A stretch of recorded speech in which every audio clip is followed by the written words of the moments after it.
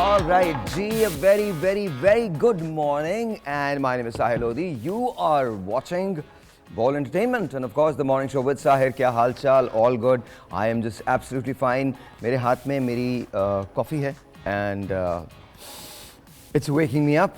आहिस्ता आहिस्ता आहिस्ता आहिस्ता आहिस्ता आहिस्ता मुझे लग रहा है कि मैं जाग रहा हूँ. But that's, you know, just I get 2 hours of sleep every day. So I think मुझे ये जो वक्त होता है, ये वक्त होता है कि आहिस्ता आहिस्ता मैं जागता हूँ और 10 बजे के बाद फिर कोई सोना नहीं होता. बट एनीवे, आज का शो बड़ा इंपॉर्टेंट है. अच्छा, आज आप सब ने बैठ के देखना है, स्पेशली वो लोग जिनकी शादियाँ हो चुकी हैं, वो लोग जिनकी शादियाँ होने वाली हैं और वो लोग जिनकी शादियाँ कभी किसी ज़माने में होंगी. सो ये बहुत सारे लोग इसके अंदर शामिल हो गए हैं. सो 90% ऑफ पॉपुलेशन इज़ देयर. तो देखिएगा, शो बहुत अच्छा है, बहुत चिल किस्म का शो है. हम थोड़ा सा ह्यूमरस रखेंगे इसको, but at the same time it's very very serious. Humorous in the sense के यू नो मैरिटल जोक्स तो हम इधर उधर डाल ही देते हैं ना बीच में, वो एक अपनी जगह है.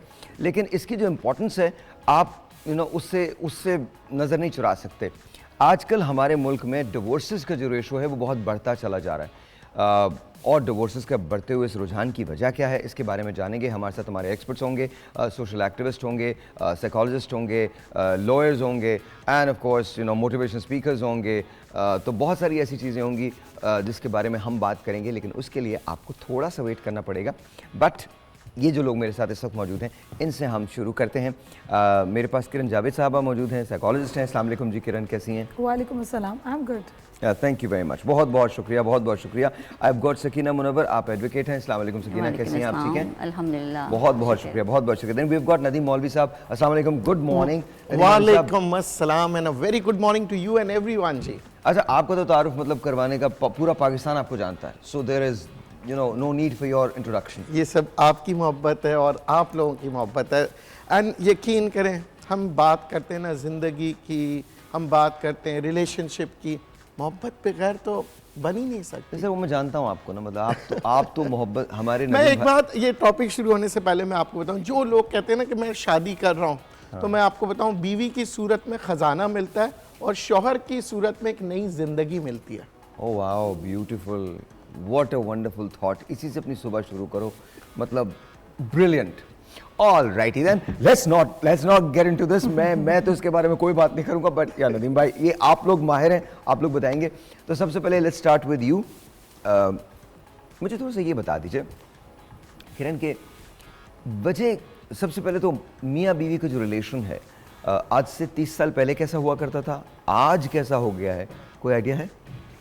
देखिए, मियाँ बीवी का जो रिलेशनशिप है वो बड़ा ही मुक़द्दस, बहुत ही खूबसूरत and very close intimate relationship है. सबसे पहले तो हमें ये समझना होगा, अगर हम इसमें कुरानिक रेफरेंस भी देखें तो उसमें हमें मिलता है ना कि मियाँ बीवी एक दूसरे का लिबास है. मीन्स ये इतना क्लोज इंटीमेट रिलेशनशिप है. लेकिन अनफॉर्चुनेटली इस रिलेशनशिप को नेगेटिवली भी देखा जाता है. इस नेगेटिवली? हाँ, बीवियां तो और भी मिल जाएंगी, शौहर तो और भी मिल जाएंगे, यू नो ये वाली चीज़ भी बहुत बड़ा आंसर है. पैदा हो गया ज़्यादा. एग्जैक्टली. अच्छा, 30 साल पहले जो आप कह रहे हैं कि फिर भी बेहतर थी, तो मैं ये समझती हूँ कि सप्रेशन ज़्यादा थी. प्रॉब्लम्स तब भी थे, खुशियाँ तब भी थी. रिलेशनशिप है ना, रिलेशनशिप में जो भी आपको अप्स एंड डाउन्स आते हैं, वो ऐसा तो नहीं कि एरा वाइज आएंगे. 30 साल पहले इतने प्रॉब्लम्स नहीं थे, अब हैं, या अब नहीं है, पहले थे. नहीं, एग्जैक्टली एरा वाइज आएंगे, ऐसा नहीं हो सकता, बिल्कुल भी नहीं हो सकता. 30 साल पहले जो हमारी टेक्नोलॉजी थी वो आज नहीं है. 30 साल पहले का जो माहौल था वो आज नहीं है. 30 साल पहले की जो एनवायरनमेंट थी वो आज नहीं है. 30 साल पहले के जो चैलेंजेस थे वो आज नहीं है. Definitely you know you change, you grow as you become a human being. You are right. ये तो प्रोग्रेशन है ना. I hear you. अंडरस्टैंडिंग जो हो रही है वो ये कि एनवायरमेंटल आप ये देख रहे हैं. अच्छा, what I am talking about is कि जहन आपस में रिलेशनशिप के लिए जो आपका कंपैटिबिलिटी है, अंडरस्टैंडिंग है, एक इंसान की जो अंडरस्टैंडिंग है दूसरे पर्सन के लिए, दैट्स स्टिल द सेम. इंसान की सोच व फिक्र, समझना एक दूसरे को, ये जो एक एट्रीब्यूट अल्लाह ताला ने हम सबके अंदर दिया है, एक सोच दूसरे को समझने की, उसको अगर आप इन्वायरमेंटल चीज़ों से आप कहेंगे कि उसकी मिलावट हो जाएगी. देखिए Kiran, I also teach human behaviour ना. It's very very simple. मैं उससे डिसएग्री नहीं कर रहा आपसे, बिल्कुल आप दुरुस्त कह रही हैं. लेकिन बगैर एनवायरनमेंट के आप एग्जिस्ट ही नहीं कर सकते. You just don't exist. Social animal इंसान. देखिए इट्स एग्जैक्टली. देखिए मेरा कहने का मकसद ये है कि आज के जो चैलेंजेस 30 साल पहले के एक रिलेशनशिप में हुआ करते थे, आज वो चैलेंजेस नहीं हैं। आज चीज़ें बेहतर हुई हैं, लेकिन जो आज के चैलेंजेस हैं वो 30 साल पहले भी नहीं हुआ करते थे। एग्जैक्टली। देखिए, That's the point. मैं बड़ी अजीब सी एक बात कहूँ कि 30 साल पहले शायद फ़ोन्स इतने आम नहीं थे। आप कभी कभी बगैर फ़ोन के लोगों के घरों में पहुँच जाते थे और लोग आपको मिल जाया करते थे। आज फ़ोन्स बड़े अहम हैं, बड़े इम्पोर्टेंट हैं, दस्तयाब हैं, फेसबुक है, इंस्टा है, सब कुछ है। येट जब आप मिलने जाते हैं तो मुलाकात भी नहीं हो पाती। Social detachment. आज तो आप वैसे तो इंसान एक दूसरे से दूर हो गए। सही। आज आप कहाँ के वॉरियर्स हैं? आज आप ट्विटर के वॉरियर्स हैं, आज आप फेसबुक के वॉरियर्स हैं। आज किसी का इमेज बनता और बिगड़ता इन्हीं मीडियम्स पे है। आज वो इखलाकियात जो एक ज़माने में हमने, the bad guys are the heroes now. This is how the transformation has happened. Can you possibly imagine? आज से 40-50 साल पहले हम ये बात इवन सोच भी सकते थे? और हमारे अपने सोशल बिहेवियर्स क्या हो जाएंगे। मैं एक स्टडी पढ़ रहा था आज आने से पहले। The institution of marriage may not exist. Please इसमें हमको बुराई अच्छा मानने की बात नहीं है, but the very institution of marriage जिसे हम प्रोटेक्ट करना चाहते हैं और रखना चाहते हैं, आज से 40-50 साल के बाद इट मे नॉट एग्जिस्ट। वो एग्जिस्ट ही नहीं करेगा। ये मेरे जैसे आदमी के लिए जिसने ये दोनों कल्चर्स देखे हैं, ये बात बहुत बुरी है। मुझे बहुत तकलीफ हुई है ये बात सुन के या पढ़ के। लेकिन विल इट हैपन? हमने कभी नहीं सोचा था कि साइबोर्ग्स बनेंगे। जब मुझे याद है टर्मिनेटर मैंने देखी थी तो मैं हंसा था। मैंने कहा ये क्या यार, मतलब आज साइबोर्ग्स न सिर्फ बन रहे हैं बल्कि Sophia is out there. Sophia is दुनिया की सबसे पहली रोबोट जिसकी नेशनैलिटी सऊदी है, and she talks like a human being. She exactly talks like a human being. वो आपको जवाब भी देती है। उसका एआई इतना बिल्ड हुआ हुआ है कि जब आप उससे बात करते हो, आप उससे कन्वर्सेशन करते हो तो आप उसको कैरी कर सकते हो। सो जो चीज़ें आज हैं वो कल नहीं होंगी, और कल के बाद जो चीज़ें, खैर एनीवे, कमिंग बैक टू वो विल टॉक अबाउट दैट। आप अदालतों में क्या देखती हैं, किन रीजंस की बुनियाद पर डिवोर्सेस हो रही हैं आजकल? देखिए, अदालतों में यूँ समझे कि आज भी अगर आप जाएंगे, इवन मैं आपको कहूँ कि सिर्फ आप कराची के रीजन में ही आज के दिन में अगर जाए, साउथ ईस्ट वेस्ट किसी भी आप डिस्ट्रिक्ट में चले जाए, आज के दिन में आपको खुला के 2-3 केसेस तो ऑटोमेटिकली आपको ना चाहते हुए मिल जाएंगे, रजिस्टर्ड, न्यूली रजिस्टर्ड होते हुए। मतलब इतना बढ़ गया है कि हम सोच भी नहीं सकते कि लोग इतनी छोटी छोटी पिटी पिटी बातों पे कि भाई चले ठीक है, आपने बात नहीं की एक दिन, मतलब ये हुआ कि एक दिन में आपका वो फ़ोन पे बात नहीं हुई, साहब कहीं निकले हुए हैं, तो भाई मेरे हस्बैंड ने तुमसे बात नहीं की तो आई एम गोना गेट खुला, so separation, I don't want to live with him. अगर बात नहीं है तो खुला ले लो। बस इतनी मतलब बर्दाश्त की अदम मतलब हम यूँ समझे कि हम के आज की जो नस्ल है वो नाशुक्रे हो गए हैं। नाशुक्रे इन सेंस कि हमें उन रिलेशंस की, उन नेमतों की, इन चीज़ों की कदर नहीं है जो आज हम अवेल कर रहे हैं। आज से 30 साल पहले लोगों में ये चीज़ नहीं थी। मैं एक अजीब सी बात कहूँगा, शायद अब हमें ज़रूरत नहीं रही रिश्तों की। ज़रूरत नहीं, अभी भी नेसेसरीली साहिर। मैं इधर ये बात कहना चाहती हूँ कि there is a difference, individual differences. Psychology believes कि इंडिविजुअल डिफरेंसेस होते हैं, और हम जो बात करें पर्टिकुलरली, अगर हम लोगों की बात करें, एक सेट ऑफ पीपल जिनको रिलेशनशिप, बहुत से लोग they choose to be single for all the life, ठीक है, तो उनको उस रिलेशनशिप में पढ़ना ही नहीं है, ये उनका माइंडसेट है, but we can't generalize over them कि सभी ऐसे हैं। So that's a set of people, ठीक है। इसी तरह डिफरेंट लोग हैं जो अंडरस्टैंडिंग, कंपैटिबिलिटी को वो सिर्फ समझते हैं कि ये हमारा राइट है, हमें ही एम्पैथी, अंडरस्टैंडिंग, कंपैशन मिलना चाहिए, बट जब दूसरे के हमें देना है तो we are not the providers because we are only the deserving ones, right. और इसी तरह बहुत एक सेट ऑफ पीपल आपको वो भी मिलेंगे जो रिलेशनशिप को बड़ी कंपैटिबिलिटी से चला रहे हैं, जो समझ रहे हैं एक दूसरे को। वो इन्हीं जो टेक्नोलॉजिकल रेवोल्यूशन है इसी में रहते हुए भी रिश्तों का एहसास भी कर रहे हैं और उसको लेकर चल रहे हैं तमाम रिश्तों को, ठीक है। तो ये we have different people and examples around us. लेकिन वो तो हम हर दौर में रहे ना, लेकिन एक ज़माने में डिवोर्सेस के इतने रेशो नहीं थे। आज डिवोर्सेस के बहुत ज़्यादा रेशो, अच्छा ये पूरी दुनिया में है, बिल्कुल राइजिंग वेस्ट में जो है, वेस्ट में है वो तकरीबन अब जो कॉन्सेप्ट ऑफ मैरिज वो एक डिफरेंट चीज़ इख्तियार कर गया है, और अब हमारे यहाँ भी इसी तरह से होने लगा है।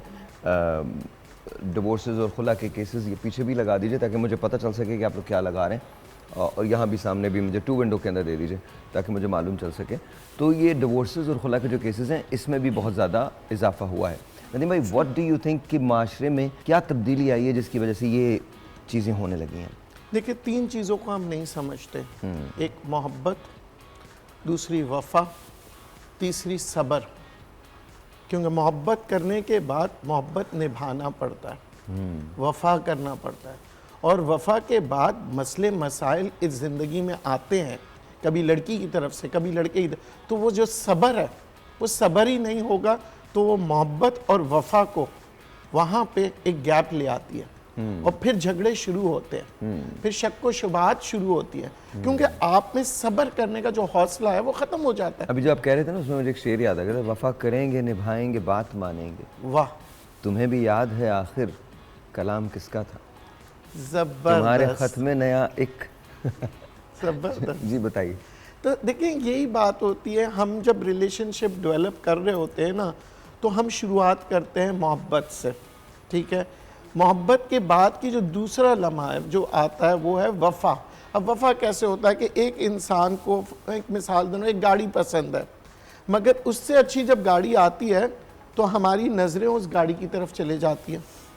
Sir but human beings are different than cars यार। नहीं, मगर अब आप देखिए, मैं अब आपको नहीं, बताऊं, आप सही कह रहे हैं, आप सही कह रहे हैं, इसमें बात मैं थोड़ी सी बात को ढक के कर रहा हूँ, इस गाड़ी का मिसाल दे रहा नहीं हूँ। नहीं, आप मगर ढक के ना करें, आप खुल के करें। जैसे क्यों कर रहे हैं? एक हम कब खातून तक है। बातों को, नहीं आई एम सॉरी, हम कब तक बातों को ढकते रहेंगे? सोशल रिस्पॉन्सिबिलिटी हमें लेनी पड़ेगी, ह्यूमन रिस्पॉन्सिबिलिटी लेनी पड़ेगी, आगाही अपने की आप को awareness तब्दील की। करना पड़ेगा, चेंज करना पड़ेगा। चलें फिर ये आज की से हम आगाज़ शुरू करते हैं इस चीज़ का, कि हम खुल के बताते हैं कि देखिए, जब एक आपकी बेगम होती है और आप किसी और ख़ूबसूरत खातून को देखते हैं, आप उसको लाइकिंग शुरू हो जाती है, मोहब्बत नहीं, लाइकिंग। फिर लाइकिंग से फिर क्या है कि आप उसको कंपेयर कर रहे होते हैं। जब आप कंपेयर करते हैं ना, फिर आपकी जो मोहब्बत है ना, वो आपको जो फेड आउट होने लगती है कि यार ये तो बहुत अच्छी है, इसकी बीवी तो बहुत अच्छी है, इसकी बीवी ऐसे करती है। आपको किसी से कंपेयर नहीं करना है, हर इंसान फ़र्क होता है। जो आपकी बीवी की क्वालिटीज़ है वो दूसरे में नहीं नहीं, होगी। लेकिन देखिए ना, ये तो हम सिर्फ एक तरफा बात करें कि मर्द ये कर रहा है, खवातीन जो हैं वो भी तो खुला ले रही हैं। It's a two way That is the- देखें, एक बात हमें याद रखनी पड़ेगी, ये रिलेशनशिप जो होता है इसमें इट टेक्स 2 टू टैंगो। हम ब्लेम नहीं कर सकते। Absolutely. ये ज़रूर हो सकता है, ये ज़रूर हो सकता है कि बिल्कुल सही मर्दों का कहा आपने। कसूर कहीं ज़्यादा हो, और लेकिन ऐसा भी तो मुमकिन है कि ख्वातीन, देखिए, आजकल जो ज़्यादातर जो तलाक के केसेस है, वकील साहबा बेहतर बताएंगी, 70% इनिशिएट हो रहा है औरतों की तरफ से। खुला। नहीं देखें वो क्यों हो रहा है। देखें, सब पाकिस्तान उन ममालिक में से है जहाँ पर डिवोर्सेस के रेशो जो बढ़ रहे हैं वो फाइनेंशियल स्ट्रेस की वजह से बढ़ रहे हैं। हम जो बातें करते हैं इतनी बड़ी बड़ी ना, देखें मैं बहुत खुल के बोलता हूँ, माफ़ कर दीजिए मुझे, ये जो हम बहुत बड़ी बड़ी बातें करते हैं ना, मोहब्बत ये वो फलां वलां, जिस वक्त पैसा नहीं होता ना, मोहब्बत कहीं दफन होने चली जाती है, मर्द की तरफ से भी औरत की तरफ। वो जो फाइनेंशियल स्ट्रेसेस होते हैं वो मैनेज ही नहीं हो पाते। देखें, आपके 3 बच्चे हैं, 3 बच्चों को खाने को नहीं मिल रहा, वो स्कूल नहीं जा रहे हैं, और उस पर आपने बीवी को मारना शुरू कर दिया। What is going to happen? What is going to happen? How long can she take it? अब आपको ये डिसीजन लेना होता है। देखिए, हमको बहैसियत मर्द और बहैसियत औरत बड़ा होना पड़ेगा, समझना पड़ेगा, जानना पड़ेगा कि अगर हम फैमिली को इकट्ठा रखना चाहते हैं तो ये रिस्पॉन्सिबिलिटी दोनों की है, किसी एक फर्द की नहीं है। ब्रेक लेते हैं, ब्रेक प्लीज।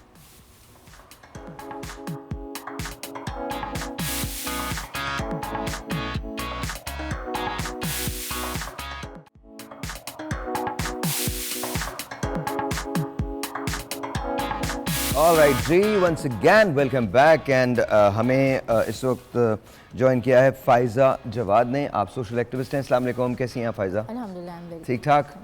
आप क्या देखती हैं, आप जब इन केसेस को देखती हैं तो क्या लगता है वजह क्या होती है दोनों के डिवोर्स की?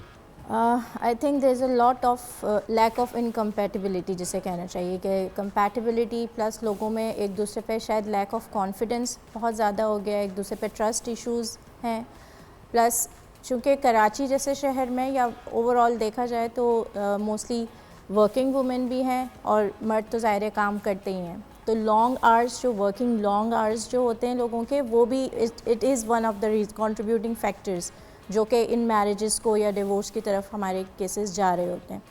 तो चूँकि बात वो ये कि लॉन्ग आवर्स हैं, वर्किंग आवर्स ज़्यादा होते हैं, तो एक दूसरे के ऊपर ट्रस्ट बिल्ड करना, और इनफैक्ट फैमिली भी ऑब्वियसली आपकी सफ़र कर रही होती है, इकोनॉमिकली भी, और बच्चों के लिए भी ज़ाहिर है ये एक अच्छा, मैं वैसे समझ नहीं पाया इंसान को ना, बिल्कुल नहीं समझ पाया। आप ये देखिए, जब कोविड था तो डिवोर्स की रेशोज बढ़ गए थे, हम साथ रह रहे थे तो भी नाकाबिले कबूल था, अब अगर हम दूर रह रहे हैं तो भी नाकाबिले कबूल है। इमेजिन करें। आपने एक बात की थी अभी कि वक्त ऐसा है कि अगर दोनों सपोर्ट के साथ एक दूसरे के साथ चलें फाइनेंशियल स्ट्रेस से निकलने के लिए, तो that would make sense and right. But दूसरी तरफ अगर आप ये भी देखें, बहुत से केसेस देखे गए हैं कि बिकॉज लेडी इज़ वर्किंग तो घर को टाइम नहीं दे पा रही, लॉन्ग आवर्स हैं, राइट, या फाइनेंशियली इंडिपेंडेंट हो गए तो उसको मेरी ज़रूरत नहीं है। So this is also creating a problem. So basically देखिए तो we are having a variation in our society.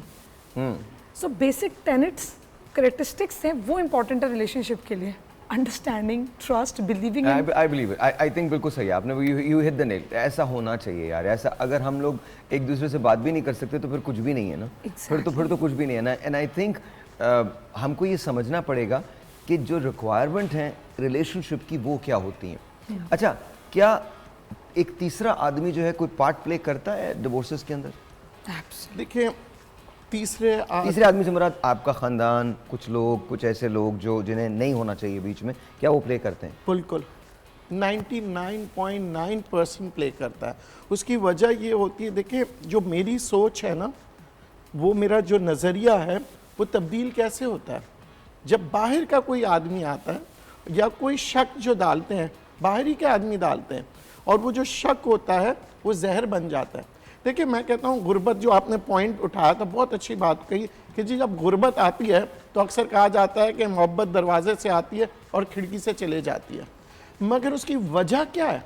उसकी वजह यह है कि कभी आप देखें, जब मियाँ बीवी को आप देखते हैं, जो बीवी कहे ना मैं तुम्हारे साथ खड़ी हूँ, फिक्र नहीं करो, वो स्ट्रेंथ बन जाती है उस मर्द की। और जो मर्द कहे ना कि तुम्हें टेंशन लेने की ज़रूरत नहीं है, मैं हूँ तुम्हारे साथ, तो वो उस औरत की ताकत बन जाती है। तो ये बहुत ज़रूरी है। देखिए मसले मसाइल आते हैं, गुर्बत भी आती है, परेशानी भी आती है, हर दौर में आई है। क्या पहले के दौर में नहीं आती थी? पहले के दौर में तलाक क्यों होता कम था और आज ज़्यादा हो रहा है? क्योंकि अब हम अपने पेशेंस जो है ना, जो नहीं, लेकिन एक बात जो किरण ने कही थी वो आई एग्री विद हर। देखिए पहले ना सप्रेशन बहुत ज़्यादा था। पहले आपको ये बताया जाता था कि जो आपने वो एक को सुना होगा, कहते थे तुम डोली में आई हो, डोली में जाओगी, मतलब क्यों भाई, मैयत ही उठनी चाहिए उस घर से, डोली में गई हो तो। अच्छा, बाद में मैं कुछ फैक्ट्स आपसे शेयर करूंगा, रिलीजियस फैक्ट शेयर करूंगा और जूडिज्म के रिलीजियस फैक्ट शेयर करूंगा। दुनिया में बहुत सारे ऐसे रिलीजन हैं, लेकिन सबसे पहले let's talk to doctor Afaf मंजूर साहिबा, जो हमें लाहौर से उन्होंने ज्वाइन किया। अस्सलाम वालेकुम डॉक्टर साहिबा। अस्सलाम वालेकुम। कैसी हैं आप? ठीक ठाक? आप बताएं सर, आप ठीक हैं, खैरियत से हैं? अल्लाह का शुक्र, अल्लाह का शुक्र, अल्लाह का शुक्र, बिल्कुल ठीक ठाक। अच्छा डॉक्टर साहब, ये बताइए हमारे माशरे में जो बढ़ता हुआ रुझान है तलाक का, उसकी वजूहात क्या हैं? व्हाट डू यू थिंक, क्या चीज़ कंट्रीब्यूट कर रही है इस चीज़ को? सर आपने आज का जो टॉपिक रखा है ना, I think it's very sensitive और इसकी बहुत ज़्यादा ज़रूरत है आज के दौर में। हम और बहुत सारी चीज़ पर बात कर रहे हैं, बहुत सारी चीज़ें डिस्कस कर रहे हैं, लेकिन अनफॉर्चुनेटली हमारा ये वाला जो पार्ट है, this is very important part, not only for the family.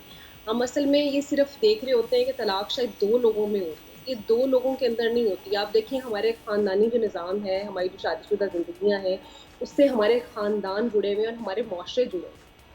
अब शादी का फ़ैसला करने के लिए जैसे हमारा पूरा ख़ानदान शामिल होता है, इस तरह हम बाज़ औक़ात जो सेपरेशंस और डाइवोर्सेस तक हमारी सिचुएशंस पहुँचती हैं, वहाँ हम ये समझ लेते हैं कि ये अब दो लोगों की ज़िम्मेदारी है और जो कुछ भी अच्छा बुरा हुआ उन दो लोगों पे फेंक देते हैं। वहाँ पे अक्सर फैमिली भी इससे हाथ उठा लेती है और मुआशरा भी जो अपने फिर लान तान की ज़िम्मेदारियाँ हैं ना, वो उन दो लोगों पे डाल देता है। ये बड़ी अनफॉर्चुनेट पार्ट है और लेकिन हकीकत है।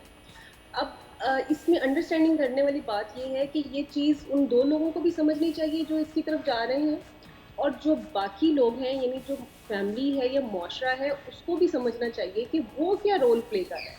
आपको नहीं लगता कि हमारी जो सोसाइटी है या हमारी फैमिलीज़ हैं, they are a big contributor to this decision making, कि जब दो लोग इतना सब कुछ करके, इतना पैसा लगा के, इतने इरादे करके, इतने वादे करके एक ज़िंदगी निभाने की सूरत पे आते हैं और फिर माशरती रवैयों की वजह से या ख़ानदान के जो रवैये होते हैं बहुत बड़ा कंट्रीब्यूटर है हमारे पास जब केसेस आते हैं तो हम देखते हैं कि उसमें जो डाइवोर्सेस में कंट्रीब्यूशन है वो बहुत ज़्यादा फैमिलीज़ के बैड इन्फ्लुएंस की वजह से होती है और माशरती जो हमारे मसाइल हैं जिसमें कि हमारे यहाँ पे जो गेस्ट बैठे हुए हैं वो बहुत अच्छे तरीके से बात कर रहे हैं I really agree with them कि आपके जो फाइनेंशियल क्राइसिस हैं वो इसमें बहुत बड़ा कंट्रीब्यूटर है, आपके जो ट्रस्ट इश्यूज हैं वो बहुत बड़ा कंट्रीब्यूटर है।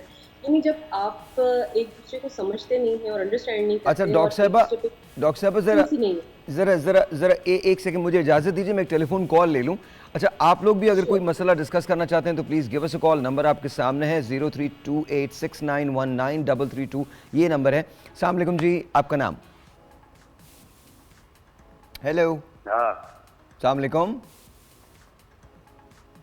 हेलो अस्सलाम वालेकुम। अस्सलाम वालेकुम।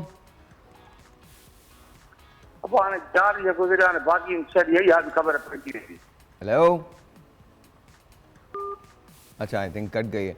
जी डॉक्टर साहब कंटिन्यू, क्या कह रही थी? आई एम रियली सॉरी, बीच में कॉल आ गई थी तो हमको कॉल लेनी थी। जी मैं यही बात कर रही थी कि हमारे कुछ अपने पर्सनल रवैये होते हैं लेकिन इसमें हमारे माशरे और हमारे ख़ानदान का भी बहुत ज़्यादा रोल है। तो जब अगर आपको लगता है कि जिन दो लोगों को आप इतने धूमधाम से शादी करके लाए और तमाम दुनिया की आपने समझा कि आप कोई हमने अचीवमेंट कर लिया, कोई मार्का मार लिया है, लेकिन उसके बाद जब उन दो लोगों के दरमियान में किसी भी वजूहात की बिना पर मसाइल शुरू होते हैं तो आप अपना रोल प्ले करना, बल्कि पॉजिटिव रोल प्ले करना है। अच्छा डॉक्टर साहब मैं आप पांचों से एक सवाल करूंगा, एक शेर पढ़ूंगा पहले, फिर उसके बाद वो सवाल करूंगा और ये शेर मेरी ज़िंदगी का सबसे इम्पोर्टेंट शेर है और जेन्युइनली सबसे इम्पोर्टेंट शेर है। एक गज़ल थी नुसरत फ़तेह अली ख़ान साहब की, सोचता हूँ कि वो कितने मासूम थे, क्या से क्या हो गए देखते देखते। उसमें आखिरी शेर जो है ना उसका वो बड़ा कमाल है। हमसे ये सोच, और ये दोनों के लिए है, लड़के लड़की दोनों के लिए है, मर्द औरत दोनों के लिए। हमसे ये सोच कर कोई वादा करो, एक वादे पे उम्रें गुजर जाएंगी। हमसे ये सोच कर कोई वादा करो, एक वादे पे उम्रें गुजर जाएंगी। ये है दुनिया यहाँ, कितने अहले वफा बेवफा हो गए देखते देखते। वाह। अच्छा अब मेरा क्वेश्चन है, आप सबसे क्वेश्चन है, ठीक है, मुझे बताइए, हम जो ये वादे करते हैं ना बहुत ज़्यादा, जो कहते हैं कि मैंने ये कर देना, सितारे तोड़ के ले आऊँगा, मैं पता नहीं कि बादलों को खा जाऊँगा, मैं निगल जाऊँगा, इंसान निगल लूँगा तुम्हारे लिए, मैं गाड़ियाँ तोड़ दूँगा अपने आप को, और वो ख़वातीन ये कहती हैं मैं काट लूँगी अपने आप को, मैं छलांग लगा के मर जाऊँगी, मैं ये जितनी मेहनत वो ये वादे करने में करते हैं, क्या इतनी मेहनत वो रिलेशनशिप को बरकरार रखने में भी करते हैं? और हवा क्यों हो जाती है सारी चीज़? 90% ऐसा नहीं है कि सब ऐसे हैं, 10% वो भी हैं जो शुरू से आखिर तक ऐसे होते हैं, लेकिन 90% रिलेशनशिप बिल्कुल नॉर्मल हो जाती है। वजह क्या है? क्या ये हम ओवर एग्जैजरेट करते हैं किसी फीलिंग को, या वाकई ऐसी को फीलिंग्स मौजूद होती हैं? क्या वजह क्या है? बेसिकली मैं ये समझती हूँ कि हम आइडियलिज्म पे ज़्यादा गए हैं। हमने जब पैदा होते साथ ही जब ये स्क्रीन पे, आजकल तो सोशल मीडिया का दौरा है, बच्चे के हाथ में मोबाइल हैं, तो लोगों ने अपने एक आइडियल बनाई। उसमें गाँव के दूर, गाँव गोट में, इंटीरियर में भी जाएंगे तो उनका भी कोई शाहरुख खान उनके माइंड में चल रहा होगा। तो जब उनके अपने शाहरुख खान वो चीज़ जो वो एक्सपेक्टेशंस लेके आ रहे होते हैं कि भाई हमने ये करना है, हम ये करेंगे, वो एक वादों की लंबी लहर फहरिस्त हो रही होती है। जैसे आपने शाहरुख की बात की, तो मर्दों के जहन में कटरीना भी चल सकती है ना। मैं दोनों, I am being very honest, it's just very simple. जी बिल्कुल ऐसा ही है। देखिए रिलेशनशिप की जिम्मेदारी किसी एक फर्द पे नहीं डाली जा सकती। नहीं, वो बेसिकली मैंने इसलिए कहा कि देखें औरतों के जब ये एक्सपेक्टेशंस फीमेल्स के साइड पे हैं कि भाई वो उसने वादे की, वो ये करेगा, वो क्लियर किया, हमारे मर्द बुरा मान जाते हैं, अक्सर कॉल करके मुझे कहते हैं साहिर भाई आप खवातीन की साइड। नहीं मैं एज अ डिफेंडेंट भी, मैंने डिफेंडेंट को भी कोर्ट में वो किया, मैंने उनके साइड पे भी, तो आई कैन जस्ट टेल कि दोनों साइड पे ही होते हैं। तो जब ये शादियों के आमने सामने आ जाते हैं, लाइफ के कुछ ही महीने ही गुजर जाते हैं, तो उनको पता चलता है कि जो हमने एक्सपेक्टेशंस रखी थी, जो चीज़ हमने सोची है वो नहीं है, क्योंकि हमने एक आइडियल कि भाई ऐसी शादी होगी, ऐसे स्टेज पे रिसीव होंगे, ऐसे होंगे। अरे भाई सबसे पहले तो हमारा वहीं पे कि वो रिसीव उसने हमने ऐसा नहीं हुआ, वो स्टेज पे हम ऐसे गए ही नहीं, वो चीज़ हमें मिली ही नहीं। तो सबसे पहले हमने यहाँ से यूँ समझो कोई एक लाइन ले ली खुदा की, 4 छुआरे, एक मौलवी, गवाहान और वकील, जितनी इनकी सादगी- मौजूदगी में शादी जितनी सादगी करो, थी। पैसा बचाओ अपना, खुदा का वास्ता। जो लोग तुम्हें देखने आते हैं वो या तो तुम्हारे लिबास पे तबसरे करते हैं या कहते हैं मेकअप ख़राब था, दूल्हा अच्छा नहीं लग रहा था, दुल्हन अच्छी नहीं खाना लग अच्छा रही नहीं थी, था। खाना अच्छा नहीं था। बचाओ अपने पैसे, उन लोगों को मत बुलाओ जो तुम्हारी शादी में दीवाने भी नहीं है। जी मेरा पर्सपेक्टिव इसमें ये है कि जो इन्होंने भी बात की, इसी को लेके चलूँगी, फैंटेसी। एक फैंटेसी वर्ल्ड क्रिएट हो Yes, जाता है, whether yes. It's a man और वुमेन, गर्ल और बॉय, राइट। फिर उसी पर्सपेक्टिव से अगले की जांच पड़ताल उसका उसी क्राइटेरिया पे फिट होने को देखते हैं। Those are unrealistic. आप गैर हकीकी तौर पे अपना एक खाका बांध लेते हैं अपने पार्टनर के लिए, avoiding and ignoring the realities of the relationship, ठीक है, जो शादी के बाद हो सकती हैं। वो जो आप कहते हैं ना एकदम से क्या हो जाता है शादी के बाद, वो रियलिटीज़ का एहसास होने शुरू हो जाता है, जिसकी वजह से वो जो हमारा खाका था, जो हमारा फैंटेसी वर्ल्ड था, वो कहीं ना कहीं डाउन होने चला जाता है। अब फिर एज ए साइकोलॉजिस्ट मैं एक और बात करती हूँ, हमारे माइंड दो तरह से सोचता है, इमोशनली एंड रैशनली। इमोशनल जज्बाती, रैशनली हकीकत पसंद। तो जो लोग सबसे ज़्यादा रिलेशनशिप को इमोशनली देखते हैं, जज्बाती होके, वो जो आपने मिसाल दी, काट दूंगी अपने आप को, उन्होंने बोला चांद सितारे तोड़ के ले आऊँगा। वो दही भी नहीं ला सकता बाजार से। अरे वो नहीं लाता, वो सोया रहता है, उसको उठा के उठो जाओ दही ले आओ, बच्चे भूखे हैं, नहीं जाता वो। उस टाइम उन्हें पर मना जब किया ये होता। सब बातें वो कर रहे हैं ना, तो सी कि उनके पास responsibility at that respective time कितनी है। वो सब अम्मा अब्बा कर रहे हैं, घर वाले कर रहे हैं। अभी मैं इसमें आऊंगा, बिकॉज अभी ये ठीक है। पता है, ये तो भी बात खुल रही है। ये जो रिलेशनशिप जो बनती है ना, ये आपको बचपने से बनाई जाती है। अब बहुत सारे लोग मुझे इस पे ना मुझे बोलते हैं, साहिर भाई आप किचन में खाना क्यों बनाते हैं? थैंक यू टू माई अम्मा, जिन्होंने मुझे ये बताया है कि मर्द और औरत में कोई फ़र्क नहीं है। Thank you to my mother, I honestly I love you अम्मा, अल्लाह आपको मेरी ज़िंदगी भी दे। Thank you for making us work when we were kids. Thank you for telling us कि यू नो ये मर्दानगी नहीं है कि तुम उठ के कोई काम ना करो। कौन सी मर्दानगी है? मतलब इफ़ यूर एक्सपेक्ट, मेरी माँ ने सारी ज़िंदगी काम किया, सारी ज़िंदगी वो जॉइंट फैमिली सिस्टम के अंदर रही, तो ये कौन सी मर्दानगी है कि आप पानी का ग्लास भी उठ के नहीं पी सकते? समटाइम्स यू नो, आप कोई प्रॉब्लम नहीं है, मर्दों को खाना बनाने में कोई प्रॉब्लम नहीं होनी चाहिए। अगर आप दोनों काम कर रहे हैं, खुदा का वास्ता ये घर आप दोनों का है, उस अकेली औरत की जिम्मेदारी नहीं है। Please try to understand. ये नई अंडरस्टैंडिंग आपके दरवाजे पर नॉक कर रही है। अगर आपने अपने कान नहीं, और ये मर्दों को नहीं कह रहा मैं, ये ख़वातीन को कह रहा हूँ। रीज़न क्या? ख़वातीन जो वालदा हैं वो डिफरेंस पैदा करती हैं।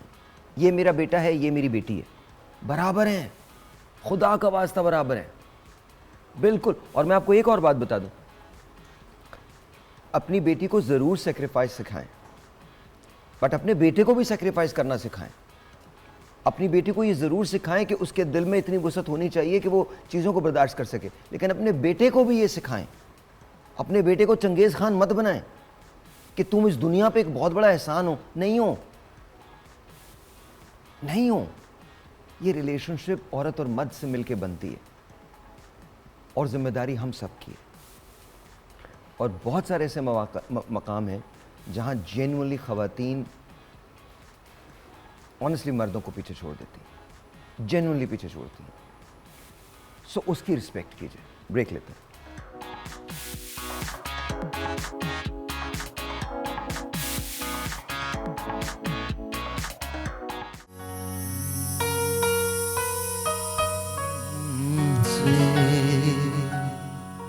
गिरा तो रहे हो मुझे तुम नजर से, गिरा तो रहे हो मुझे तुम कभी भी भुला ना सकोगे। मुझे तुम नजर से गिरा तो रहे हो, मुझे तुम कभी भी भुला ना सकोगे। न जाने मुझे क्यों यकीन हो चला है, न जाने मुझे क्यों यकीन हो चला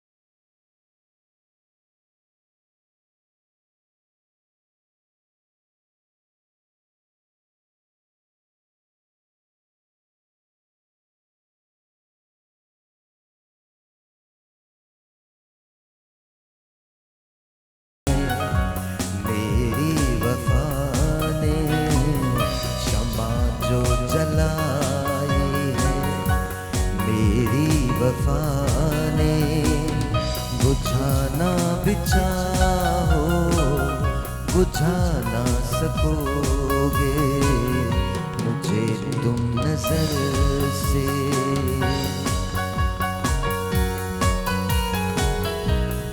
अच्छा, ये वाला शेर मुझे बहुत पसंद है, ये वाला अब जो आएगा।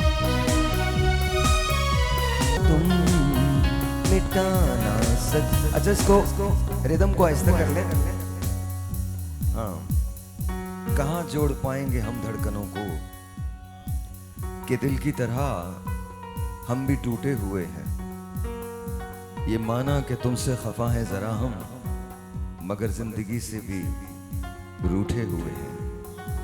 यही हमने सीखा है जुर्मे वफा से, बिछड़ जाइएगा तो मर जाइएगा, फकत मेरे दिल से उतर जाइएगा, बिछड़ना मुबारक बिछड़ जाइएगा।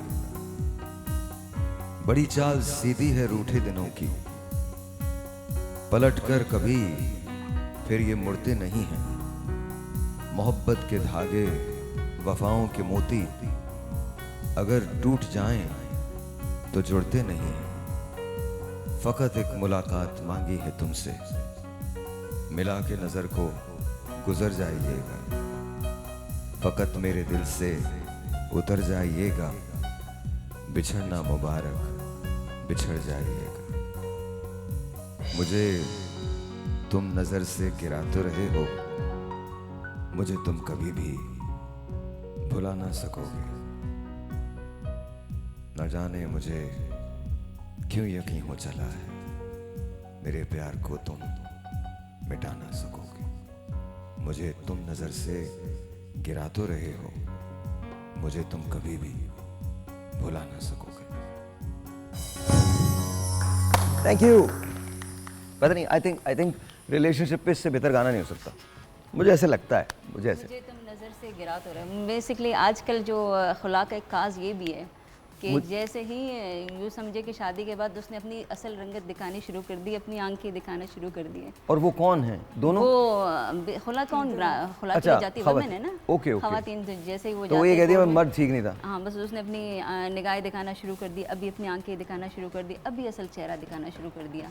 मतलब ये मेन, आप हमारी लीगल फैटर्निटी की जो बाकी वकलाएँ, तो आप ज़रा, मैं बाज़ औक़ात रिसर्च करती हूँ ना, तो सबके ड्राफ्ट में एक ही चीज़ होता है कि लड़का शराबी है, लड़का मारपीट करता है, गालियाँ बकता है, वट एवर जितनी भी मतलब यूँ समझे कि बुराइयाँ हैं ना, वो उस जिससे हम खुला लेना चाहते हैं ना, वो सारी माशरे की बुराई उसी एक मर्द में है। तो मेन जो आप जैसे अब गा रहे थे, तो मुझे तुम नज़र से गिरा तो रहे हो, तो वो जो नज़र से गिराने वाली बात ये सबसे पहले आती है कि ना मुझे निगलेक्ट किया जा रहा है, लेकिन वो इम्पोर्टेंस नहीं दी जा रही है मुझे। डॉक्टर साहब, क्या वजह क्या होती है डिवोर्सेस की? बढ़ता हुआ जो रेशो है उसकी वजह क्या? मेरे ख्याल में मौजूदा दौर के बहुत सारे कीड़ों में एक कीड़ा है दिमाग का, और वो है माई पर्सनल स्पेस। ओके। हर कोई कह रहा है कि जी मेरी स्पेस, मेरी पर्सनल स्पेस। ठीक है, अब पहले ये एक फिज़िकल स्पेस की हद तक था कि आप उठे अपने कमरे में जो है वो चले जाएं। अब ये है कि जी जो मैं कह रहा हूँ मेरे ख़यालात के अंदर मुदाखलत नहीं होनी चाहिए, वो काउंटर आर्ग्यूमेंट नहीं होना चाहिए। अच्छा, अगर ये दो तरफ़ा हो तो बहुत अच्छी बात है कि जी ठीक है जी, आप मेरी बात सुने, मैं आपकी बात सुनूं, लेकिन हर आदमी कह रहा है कि सिर्फ मेरी ही सुने। तो जब आप जो है वो फोर्स करेंगे रिलेशन के ऊपर, कोई भी रिलेशन के ऊपर, कोई भी रिलेशन में फोर्स करेंगे, आपको एक पेट एनिमल है, आप उसको प्यार करते रहे, उसके बाद थोड़ी देर बाद उसको गोद में दबोच के बैठ जाए, थोड़ी देर में वो भी पंजा मार के कहेगा जी आई नीड माई स्पेस आप मुझे पिलाए भाई, छोड़ दे। हमारे पास जो है वो मुझे समझ में नहीं आता, स्पेस दो तो प्रॉब्लम, क्योंकि बैलेंस आउट है ना। देखिए ना, हमारे यहाँ ये है ना, या तो इतने कपड़े पहनो कि कुछ नज़र ना आए, या कुछ ना पहनो यार अरे भाई, कोई बीच का भी तो कोई रास्ता होता है ना, ब्लैक एंड वाइट के बीच में कुछ ग्रे भी होता है, और majority of the time is grey. Aziz इतना ही रखो कि जी संभल जाए, अजीज इतना ही रखो कि जी संभल जाए, अब इस कदर भी न चाहो कि दम निकल जाए। बिल्कुल ऐसे ही है, अब वो निकल रहा है वो आहिस्ता आहिस्ता। असल में पता है कि साहिर कि लोग अल्फाज बहुत खूबसूरत होते हैं, दिल को लगते हैं, मगर उस अल्फाज के मानी को समझे और निभाना सर सीखें। छोड़ो, माने But माने कोई मैं नहीं आपको बताऊं, समझता आज हमारे के यहाँ दौर में। रिलेशनशिप कैसा है, जैसे सियासतदान कहते हैं बिजली सस्ती कर देंगे, ये कर देंगे, वो कर देंगे, हमें यकीन आ यार वैसे जाता है। आप ना जोक बड़े सुनाते हैं। तो एक इसी टेलीफोन तरह- कॉल है, अरे इतने अच्छे अच्छे जोक सुनाते हैं ना, आगे सियासतदान नहीं कहते ये वो मोहब्बत, ये शादी से पहले भी कहते हैं मैं तुम्हारे लिए ये कर दूंगा, वो कर दूंगा, फिर वो सियासतदान और नदीम भाई बीवी या शादी शौहर से एक ही पहले है। दोनों कहते हैं, एक खाली मर्द नहीं बोलता, वो भी ये बोल रही होती है मैं तुम्हारे बगैर मर जाऊंगी। सियासतदान कोई नहीं में मर हर रहा पार्टी यही है, बोलती आज है। तक हमने किसी पार्टी को मरते ही नहीं देखा। हर पार्टी यही जितना कहती पार्टी है। है सारा के सारे लोग, बल्कि अब तो मैं आपको ये बता रहा हूँ, जितनी पार्टी है वो एक दूसरे के बगैर बहुत खुश है। एक टेलीफोन कॉल है, let's see who this is online. अस्सलाम वालेकुम। कोई नहीं मरता यार। अस्सलाम वालेकुम। जी अस्सलाम वालेकुम। जी अस्सलाम वालेकुम, क्या नाम है आपका? जी जी जी अल्हम्दुलिल्लाह सर, भाई कैसे हैं आप? ठीक है अल्लाह का शुक्र जी, बिल्कुल ठीक ठाक। नाम? सर, मेरा नाम गजाला है, मैं लाहौर से बात कर रही हूँ। जी गजाला, क्या कहेंगी? कोई कुछ कहना चाहती हैं इस पे? आज हमारा मौजूद जो है तलाक का है, बढ़ती हुई शर्त। जी जी मैं सुन रही हूँ सर। मेरे अल्हम्दुलिल्लाह 4 बेटे हैं और बेटा कोई नहीं है, और ये हम लोग ठीक है अल्हम्दुलिल्लाह, मालिक का एहसान है, बच्चे को पढ़ाया लिखाया सब कुछ करते हैं। फिर हमारी डिमांड होती है जी हम लोग पढ़ी लिखी फैमिली हो, लड़का पढ़ा लिखा हो, लेकिन जो पढ़े लिखे जाहिल हो उनका क्या होता है कि हर वो जो लड़का जो हर बात को अपनी ईगो का मसला बना लेता है। वो जो बच्ची अपने घर में शहजादी है, उसे कोई उठाता नहीं है, उसे कोई काम, वो अपने घर की उसे मासी बना लेते हैं। तो इसमें वो बच्ची के कितना तो बर्दाश्त करेगी, उसके माँ बाप कितना तो बर्दाश्त करेंगे, उनके वो ये सारे रवैये कब तक चलेंगे? फिर कहते हैं जी लो जी वो तलाक ले ली, ये कर लिया, वो कर लिया। अरे तुम लोगों में अपने आप में क्यों नहीं कोई ऐप नजर आता है? तुम क्यों नहीं इस चीज को देखते हो कि तुम लोग क्या हो? क्या उस लड़की के काबिल थे जो तुम्हें मिल गई है? क्या तुम इस काबिल थे? तुमने उसकी क्या कदर की? क्या घर के लिए माफी लेके आए हो? पढ़ी लिखी लड़की, अच्छे घर की लड़की, हर चीज पूरी कर रही है, सारी डिमांड पूरी कर रही है, फिर तुम्हारा पूरा घर उठ के उसे कुछ भी कह सकता है। तुम्हें अगर कुछ कहा जाए तो तुम लोग कहते हैं कि मेरी ना का मसला बन गया, मुझे इज्जत कर दिया, मुझे ये कर दिया, तुमने मेरी इज्जत नहीं रखी, क्या करें? गजाला बहुत बहुत अच्छा पॉइंट है, इसी पे हम आके बात करेंगे, लेकिन एक ब्रेक के बाद फिर ये बात शुरू करते हैं। बड़ा अच्छा पॉइंट है, क्या जहेज़ ना लाने की वजह से भी तलाक़ें होती हैं? इसके बारे में बात करेंगे, लेकिन जो गजाला का पॉइंट है वो बड़ा कमाल है, तो इस पर बात करेंगे, लेकिन ब्रेक के बाद।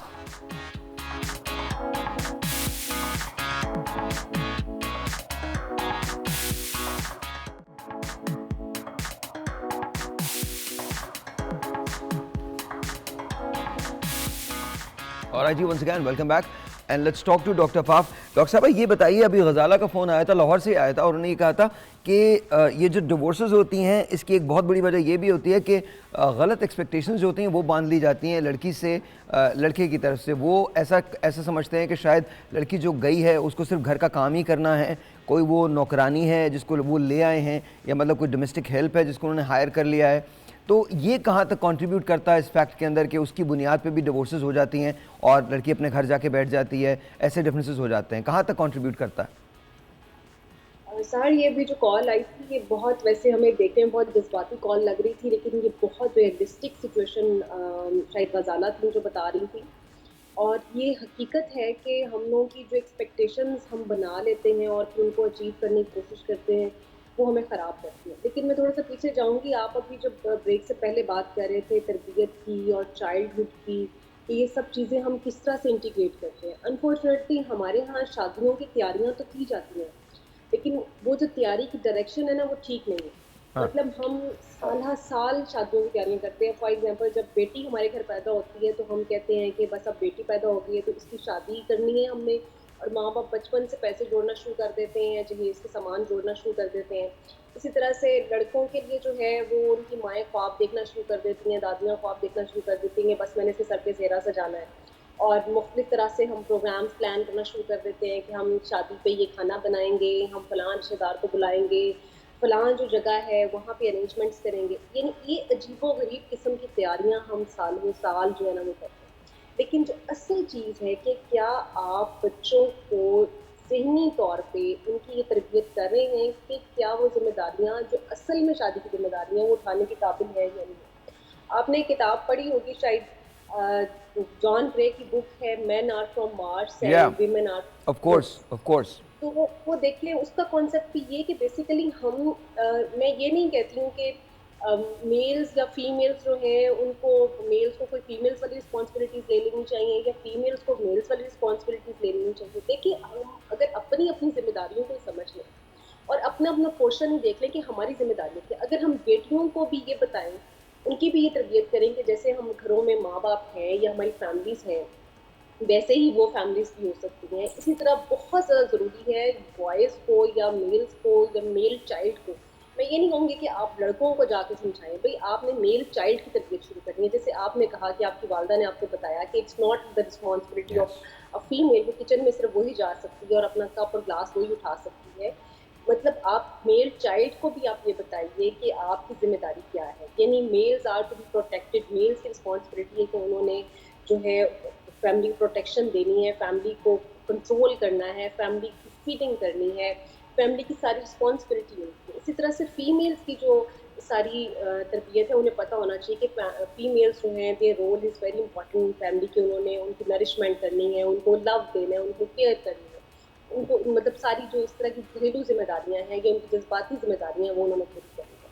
तो अगर ये चीज़ें हम अपने बच्चों में इंटीग्रेट कर दें, उन्हें समझा पाएँ, लेकिन असल मसला ये है ना कि बच्चे आप वो नहीं करेंगे जो आप उन्हें कह रहे हैं, बच्चे वो करेंगे जो आप उन्हें करके दिखा रहे हैं, जो उन्होंने अपने पेरेंट्स को करते हुए देखा, अपनी सोसाइटी में करते हुए देखा। तो माँ बाप का रोल बहुत ज़्यादा, जो मैं पहले भी बात कही थी कि हमारी सोसाइटी का रोल, हमारे पेरेंट्स का रोल बहुत ज़्यादा है नई नस्ल को ये समझाने में, बताने में कि तुम लोगों ने इस रिश्ते को निभाना कैसे, इस तल्लुक को निभाना कैसे। लेकिन ये चीज़ भी बहुत ज़रूरी है खुदारा कि अगर आपके पास कोई इख्तियार आ गया है और आप समझ रहे हैं कि एक बच्ची आपके घर आ गई है, तो आप उसके ऊपर इस तरह से इख्तियार ना बन जाएं, बाइख्तियार ना हो जाएं कि आप उसकी सारी ज़िंदगी में से सांस लेना भी जो है ना वो भी हमारे कंट्रोल में। अच्छा, एक काम करते हैं, लग रहा था कि घर में बहुत ज़्यादा घुटन के तरीके से इस चीज़ को रखा गया है और वो जैसे बता रही थी, एक्सप्लेन कर रही थी कि बेटी बहुत पढ़ी लिखी है, बेटी बहुत समझदार है, ये है वो है, लेकिन वो क्या क्या करे कि उसकी फैमिली फिर भी सेटिस्फाइड नहीं है। ऑलराइट, डॉक्टर साहब hold on to that thought. एक काम करते हैं, ज़रा लगाइए ये जो मैंने आपसे कहा था, ज़रा वो लगाएं स्क्रीन पे। देखिए जी, यहाँ पर इसको रोक दीजिएगा, इसको रोकिएगा।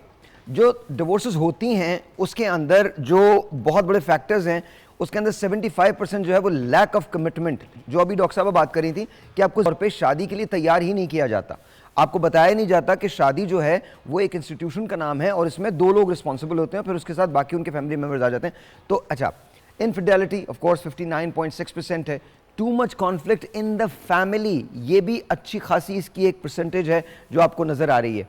फिर यंग एज मैरिज जो हैं वो बहुत ज़्यादा कंट्रीब्यूट करती हैं। फाइनेंशियल इश्यूज़ कंट्रीब्यूट करते हैं। अच्छा, ये पूरी दुनिया के हैं, याद रखिएगा पाकिस्तान के अंदर ये वाली जो चीज़ है फाइनेंशियल इश्यूज़, ये सबसे पहले हैं, ये सबसे पहले हैं, और दूसरे नंबर पे too much conflict in the family, ये दूसरे नंबर पे है, और उसके बाद लैक ऑफ कमिटमेंट, और फिर डोमेस्टिक वायलेंस जो है वो पाकिस्तान के अंदर बेतहाशा है, और सब्सटेंस अब्यूज़ जो है वो पाकिस्तान में बेतहाशा है। तो जब हम पाकिस्तान की बात करते हैं तो पाकिस्तान में पैसों की वजह से, रुपए की वजह से डिवोर्सेस होती हैं, डोमेस्टिक वायलेंस यानी मार पीट की वजह से डिवोर्सेस होती हैं, जो दूसरे लोग होते हैं अहबाब हमारे जो रिश्तेदार होते हैं उनकी वजह से डिवोर्सेस होती हैं।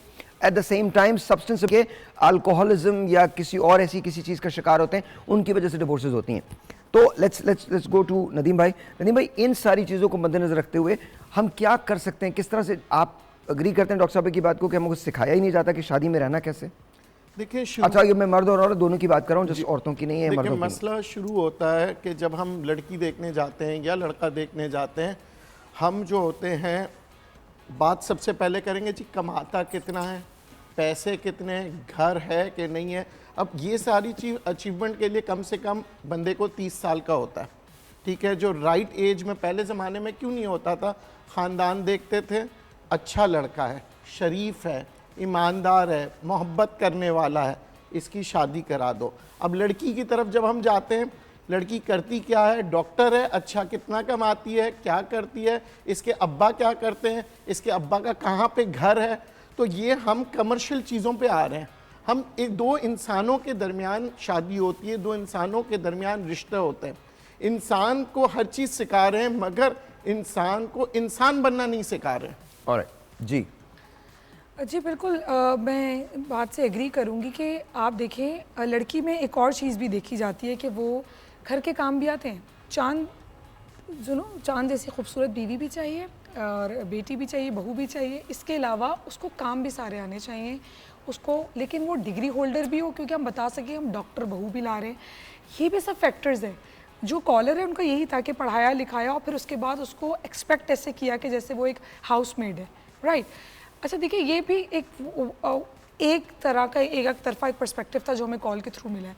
मैं इस पर अगर जनरल बात करूँ वो ये कि जब आप देखने जाएं वेदर मेल और फीमेल, आप दोनों तरफ, क्योंकि हम दोनों की बात कर रहे हैं, तो आप बेसिक अपना एक नज़रिया, एक पर्सपेक्टिव लेकर जाएं जो इन सब चीज़ों से हट के हो, राइट।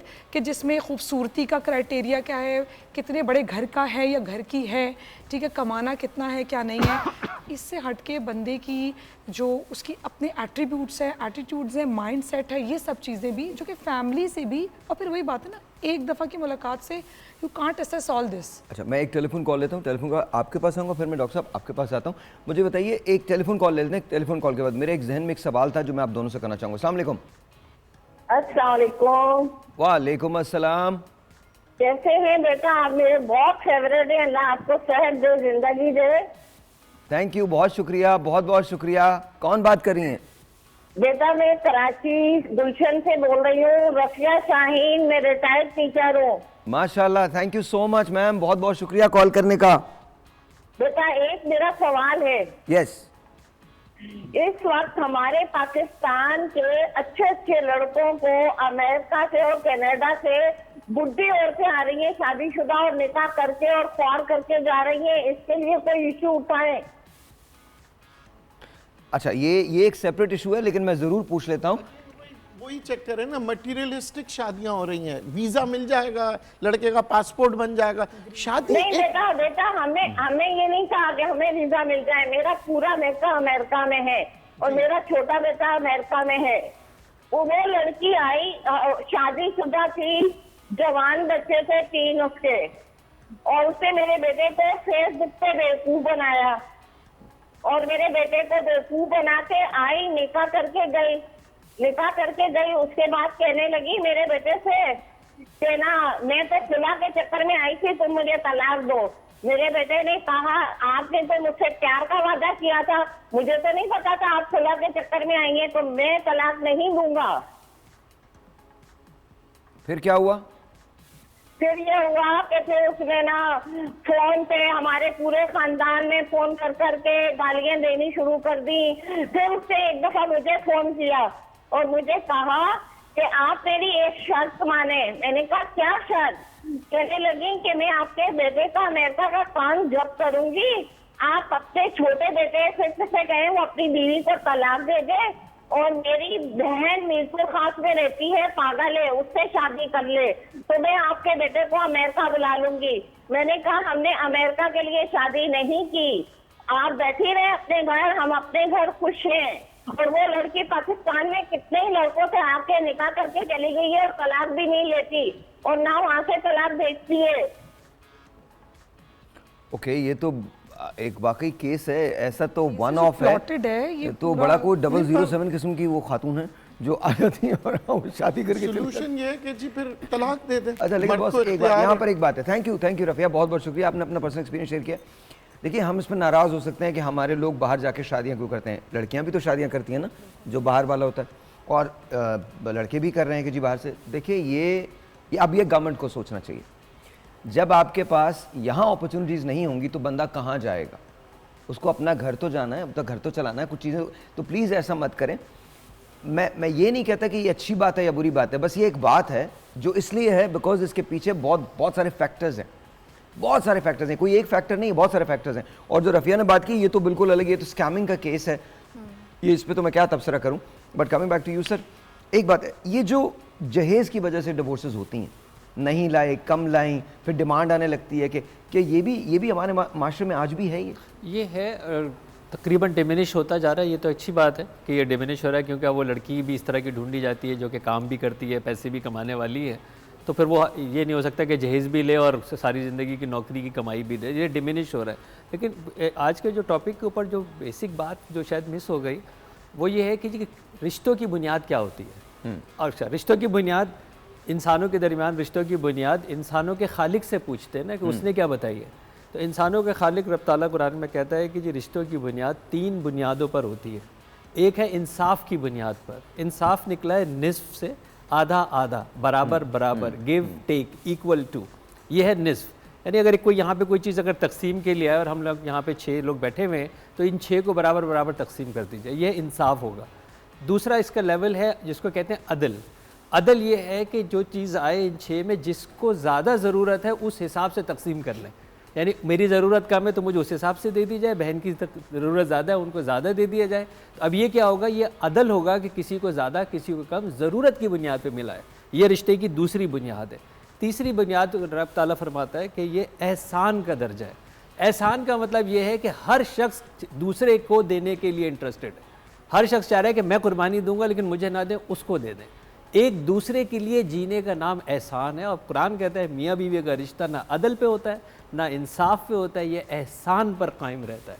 यानी जब मियाँ बीवी को ये तरबियत हो जाए कि आपको एक दूसरे के लिए जीना है, अपने लिए नहीं जीना, तब ये रिश्ता फ्लरिश करेगा। जिस दिन दोनों में से ये आएगा कि जी मुझे अपने लिए जीना है, या जो उनके सपोर्ट ग्रुप है जो उनको ये समझाता है, तो फिर ये सारी वो बातें होंगी जो हम सुन रहे हैं। एक ब्रेक लेते हैं जी। ब्रेक के बाद ये सपोर्ट ग्रुप कितना किरदार अदा करता है इसके बारे में पूछते हैं। और ये सपोर्ट ग्रुप में दोस्ती क्यों शामिल होते हैं, रिश्तेदारी क्यों शामिल होते हैं, कोई साइकियाट्रिस्ट क्यों नहीं शामिल होता, कोई साइकोलॉजिस्ट क्यों नहीं शामिल होता, कोई न्यूट्रल आदमी क्यों नहीं शामिल होता। क्या हम अपनी ईगो को तसल्ली देने के लिए उनसे बात करते हैं जो हम सुनना चाहते हैं और उसकी वजह से डिवोर्स होती है। ब्रेक के बाद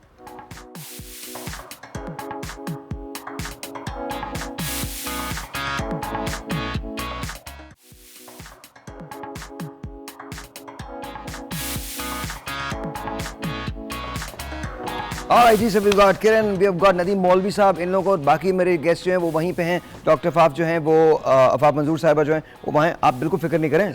हाँ, तो I am going to make palak chicken paneer and paneer palak chicken, और इट्स रियली गुड। और मैं बहुत जल्दी करूँगा। और साथ साथ हम बात भी करते रहेंगे। हम डिवोर्सेस की बात कर रहे हैं कि उसकी बढ़ती हुई शरह क्यों है। लेकिन सबसे पहले, अच्छा, मैंने ये मट्टी की हंडिया का इंतखाब क्यों किया है? Why do I talk like a chef, man? Because You are a real chef. I am. You think? Your shows, yeah, माशाल्लाह। I think- बहुत ज़बरदस्त खाने बनाते हैं और आज आप लोग आपको टेस्ट महसूस करें। करते हैं। आप टेस्ट Definitely. करेंगे आज आप लोग। इंशाल्लाह। डॉक्टर साहब, डॉक्टर इमरान, आप आज टेस्ट कर, आपने कभी भी मेरे हाथ का खाना नहीं खाया ना? बस अभी इसीलिए जिंदा हूँ। तो बस फिर एक बात है, आज आप खाइएगा भी मत। आज डॉक्टर साहब को नहीं देने वाला मैं नहीं चाहता कि डॉक्टर साहब को कुछ भी हो।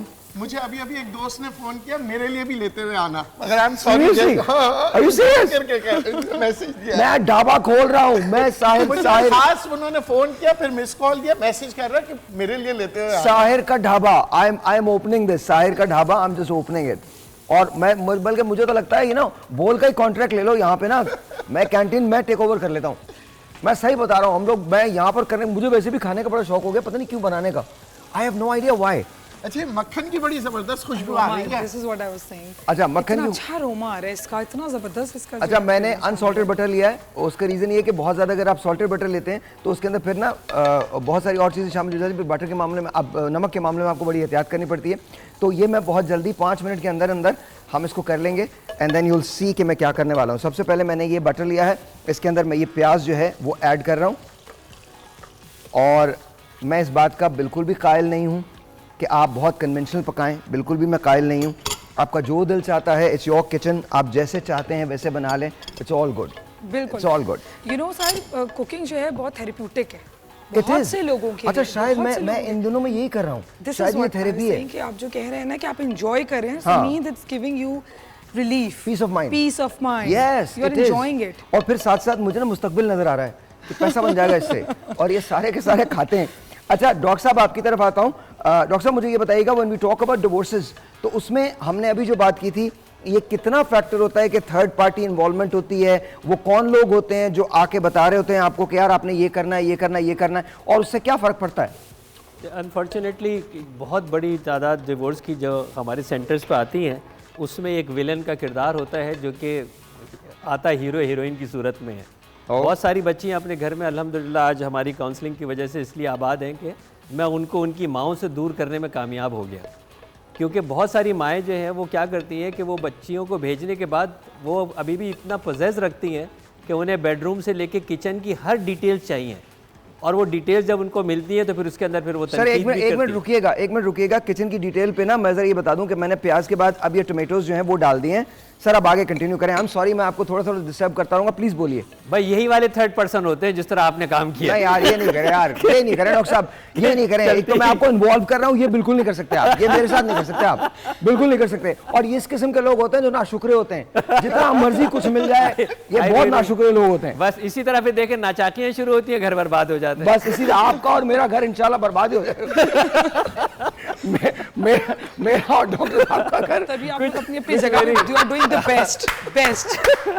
अच्छा पहले एक काम करते हैं, 5 मिनट में ये बना लूँ, उसके बाद उधर जाके बात करते हैं, बिकॉज आई थिंक इस तरह से डिस्ट्रैक्शन बहुत होगी। लेकिन डिवोर्सेस की जहाँ तक बात है, आई थिंक आपको ये ख्याल करना पड़ेगा जिस तरह से सब प्रिपेयर किया। मैं नदीम भाई की बात से और किरण की बात से बड़ा मुत्तफिक हूँ कि हमको सिखाया ही नहीं जाता कि शादी में रहना कैसे है। आप हमें कॉल कर सकते हैं ताकि हम आपसे बात भी कर सकें। इसके अंदर मैंने प्याज डाली है और इसके बाद अब इसके अंदर मैंने टोमेटोज जो हैं वो भी ऐड कर दिए हैं, and this is what I am going to do. अब इसके अंदर मैं नमक डाल रहा हूँ, नमक ऐड करूँगा। आप ऐसा मत समझे कि बहुत ज़्यादा पड़ जाएगा, ऐसा नहीं होगा। टेस्ट। और इसके बाद मैं इसमें गार्लिक एंड ये जिंजर जो पेस्ट है मैं वो ऐड कर रहा हूँ, और ये बहुत जल्दी बनेगा गार्लिक एंड जिंजर पेस्ट करने के। अब ये बात याद रखिएगा, मैं बहुत ज़्यादा मिर्चें खाता हूँ, इसलिए प्लीज़ डू नॉट आप अपने हस्बे जायका मिर्चें इस्तेमाल करें। मैं बहुत ज़्यादा मिर्चें खाता हूँ बिकॉज मुझे लगता है कि थोड़ा सा अच्छा इसमें आपने पिसी हुई मिर्चें नहीं डाली, क्या वजह? सर डाल रहा हूँ सर। नहीं बट इसका भी कुछ खास वजह है सर? एक तो मैं आपको बताऊँ, एक तो सबसे बड़ी बात ये कि ये ना एक टेक्सचर ख़ास किस्म का आपके खानों को ऐड कर देती है, ये कुटी हुई मिर्चें जो होती हैं। दूसरा इसका अपना एक अरोमा होता है कुटी हुई मिर्चों का जो इसके अंदर शामिल हो जाता है। मट्टी की हंडिया में साग बनाने का रीज़न ही यही है कि you know you use all that. अच्छा इसके बाद मैंने ये रेड पेपर जो है वो डाली है, और आपको ऐसा लग रहा होगा कि ये बहुत ज़्यादा है, ये ज़्यादा नहीं है, पूरा ही डाल दो, ज़्यादा नहीं है क्योंकि इसके अंदर और बहुत सारी चीज़ें डलेंगी, क्रीम भी डलेगी। स्पिनच और ये आई थिंक कर्ड है तो ये माइल्ड कर देगा। जी जी जी बिल्कुल बिल्कुल बिल्कुल। कर्ड है, ये क्रीम है, क्रीम है, क्रीम। तो डेयरी प्रोडक्ट माइल्ड कर देता है। जी बिल्कुल जी बिल्कुल। ओके इसके अंदर मैंने मिर्चें भी, ग्रीन चिलीज जो हैं वो भी डाल दी हैं। अब इसके बाद मैं बहुत ज़्यादा वेट नहीं करूँगा, हमने पहले से ही साग को बॉयल करके रखा हुआ है। We are going to add this, और ये बात याद रखिएगा इसके साथ साथ मैं श्रेडेड चिकन वो ऐड करूँगा, बिकॉज अगर आप बगैर इसके बनाएंगे ना, वैसे तो बन तो जाएगा, लेकिन जब आप इसको श्रेडेड चिकन के साथ बनाते हैं तो it is really really good, और आपको पता चलेगा इसके अंदर। उसके बाद मैं इसके अंदर ऐड करूँगा थोड़ी सी चीज़, थोड़ी देर के बाद, अभी नहीं, थोड़ी देर के बाद। अच्छा ये कलर बहुत अच्छा आया, ऊपर से अगर इसको देख सकते हैं ना तो दिखा दें कलर बाकी। अच्छा ये this chicken is just a bit too much, ऐसे यूज़ कर लूँ मैं?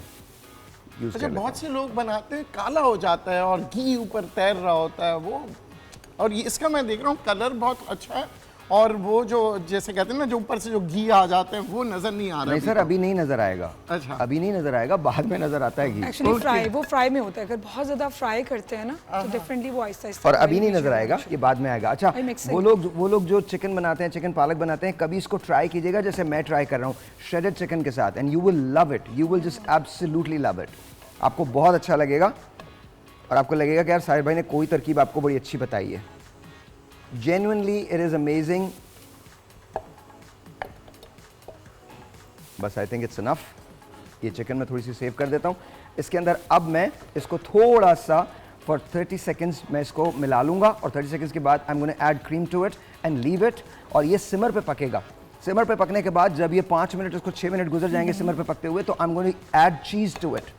उसमें इसका एक टेक्सचर जो है वो ख़ास तौर पे वो फॉर्म हो जाएगा। This is something absolutely new, ये आप घर पे बड़ी आसानी के साथ ट्राई कर सकते हो। ये मैंने I actually talk like a chef यार। But actually I'm observing कि बड़ी क्विकली आपने इस चीज़ को प्रिपेयर कर रहे हैं, तो ये तो देखने वालों के लिए बड़ा जरूर बताएं लोगों को कि लोग कहते नहीं ये तो औरत का काम है, ये तो बीवी का काम है। हरगिज़ ऐसे कोई ना सोचा करें, ये सिर्फ मोहब्बत का काम है। अगर बीवी बना रही है शौहर के लिए तो मोहब्बत से बनाए, और अगर शौहर बना रहे हैं मोहब्बत से। एक दूसरे को ये नहीं तानेबाजी करना है मैं तो नहीं बना रहा, ये तो मर्दों का काम नहीं है। अरे आपको कौन ताने देगा? नहीं, मुझे आप तो नहीं इतने देखा, प्यारे आपको आदमी भी हैं। कोई नहीं देखा, मगर यहाँ जो मर्द हजरात है ना, कुछ हमें तो कोई जो ताने इनकी देने वाला मूंछ है ही नहीं, ऊपर कौन होती है। ताने सर जिनकी मूछ ऊपर होती है ना, वो कहते हैं नहीं जी मेरी मूछ नीचे हो जाएगी। अच्छा मैं आपको मूंछ एक और नीचे बात नहीं बताऊं, ये बेकार बात है। मैंने बहुत सारे, मेरे से बहुत सारे दोस्त हैं जिनकी बड़ी बड़ी मूछें हैं और वो अपने बेगमात के लिए घर में खाने बनाते हैं, अपनी बेटियों को पका के देते हैं। बलोच साहब, you know what I am talking about and I love you man for that, I just love you. तो ऐसा कुछ नहीं है, ये जबरदस्त। किसी सर, के सर मेरा सलाम है बलोच साहब आपको। एंड वी देखें, हम ये जो प्रोग्राम कर रहे होते हैं, ये हम एक एग्जाम्पल सेट कर रहे हैं। हम ये साहिर लोधी स्टार, अब आप लोगों के दिल से बिल्कुल नजदीक है, जुड़े हुए हैं, मोहब्बत करते हैं। तो अब आप सोचें जब साहिर लोधी और इतनी और हमारा मजेदार लोग- बना रहे हैं, बहुत अच्छा आ रहा है, जबरदस्त आ जबरदस्त रहा है। साहिर। शायद मैं आपको Can't देख wait के to मैं taste. भी पता है थोड़ी बहुत कुकिंग शुरू कर दी है। प्लीज नहीं कीजिएगा, मैंने किया और Please नहीं और कीजिएगा। यकीन Thank करें, you, आप मेरी लोग- बेटी ने बड़ी तारीफ की। अरे thank you thank you thank you. आप लोग बैठिए, आप लोग बैठिए, मैं आ रहा हूँ। Okay, thank you. I am gonna wash my hands. याद रखिएगा आपको खाने में अपने हाथ जो है वो ज़रूर धोने हैं, अगर आप नहीं धोएंगे तो फिर मसला है। प्लीज़ खाने में अपने हाथ धो लीजिएगा। और आप लोगों को लग रहा है ना कि हाँ ऐसा है, वो चिकन भी ऐड कर देना पूरी इसमें, ठीक है। एंड मैंने अपने हाथों को साफ़ कर दिया है, थोड़ी देर में ये किचन जो है बिल्कुल क्लीन हो जाएगा। Thank you so very much, बहुत बहुत शुक्रिया। कमिंग बैक टू जी डॉक्टर साहब, अब बात कीजिए। इस वक्त तो ज़ाहिर एक इज़राए तफन्नुन में बात हो रही थी, लेकिन ये संजीदा है कि माँ का किरदार ख़ास तौर के ऊपर लड़की की केस के अंदर, जी जी, वो उसको छोड़ती नहीं है। उसको सारी वो तफसीलात चाहिए जो उसके घर के अंदर हो रही है, जिसका उसका कोई हक नहीं है दीन और दुनिया के हिसाब से कि वो मालूमात हासिल करे कि उनकी बेटी के घर में क्या पकता है और उनके घर में क्या होता है और क्या आते हैं और कहाँ जाते हैं। दूसरी तरफ मर्दों हजरात के अंदर बाज़ दफ़ा क्या होता है कि वो जो शोधे होते हैं ना, शोखी खोरे, और वो आके वो घर में सब डर के रहते हैं, लेकिन बाहर आके वो चौड़े होके बता रहे होते हैं, उस बंदे को एहसास कमतरी में डालते हैं। अरे अरे तू अच्छा तुझे कॉल आ गई, तू चला गया, अच्छा अच्छा तू डर गया, अच्छा तूने ये कर लिया, अच्छा खुद की हालत इससे एक ज़्यादा दफ़ा खराब मैं है। स्टैंड अप कर रहा था, उसमें मैंने एक बात कही थी कि दो दोस्त मिलते हैं सुबह ना, तो एक कहता है दूसरे से, तुझे पता तेरे भाई ने कल क्या किया? दूसरा कहता तुझे नहीं पता, तेरे भाई ने पता। हालांकि दोनों को पता, दोनों भाइयों ने कुछ नहीं किया। तो वो क्या करते हैं, लेकिन वो परागिंदा करते हैं जहन को। हाँ। अच्छा जो भी, अगर हम वो रीड नहीं कर रहे, अगर मेरे बच्चे बच्चियाँ जो सुन रहे हैं, क्योंकि अर्श कांपता है जब तलाक का लफ्ज़ आता है, मतलब ये इतनी बड़ी, मतलब ये इसको ऐसे जोक समझते हैं ना, ये अर्श कांपता है। तो वो लोग जो जोड़ने की बात करें और वो जो तोड़ने की बात करें, कम से कम इंसान को ये पता होना चाहिए कि यार ये जोड़ने की बात कर रहा है या तोड़ने की बात कर रहा है। जो जोड़ने की बात कर रहा है वो मुखलिस है, वो कोई हो, और जो तोड़ने की बात कर रहा है वो मुखलिस नहीं है, चाहे उसके सगे माँ बाप हों, बहन भाई हों। हम अनफॉर्चुनेटली आपने अभी भी आपने जैसे खाने पे कहा, आप जो है वो खाना बना रहे थे, किसने सिखाया? नहीं सिखाते ना, वो कहते खुद ही देख देख के सीख जाएगी। मैं सगी माँ बेटी की बात कर रहा हूँ, खुद ही देख देख के सीख जाएगी, वो खुद ही देख देख के सीख जाएगी। आपने कहा जी हमें नई नस्ल को कोई समझाता नहीं है, कौन समझाएगा भाई? आप कोई आइडियल पेरेंट होंगे तो उनको समझाएंगे ना जाके, आपको खुद पता होगा तो आप जाके समझाएंगे ना। जब आपको खुद पता नहीं है, उसे कहा, अभी मेरी बहन ने बड़ी अच्छी बात कही थी, शायद वो डॉक्टर साहबा ने कही थी, कि आप किसी से पूछ ले 3 महीने से, यार शादी की तैयारियाँ चल रही हैं, क्या शादी की तैयारियाँ चल रही हैं? जोड़ा, हाँ। वेन्यू, स्टाइल, फूल, यही है ना, यही सारी चीज़ें चुन रही है ना।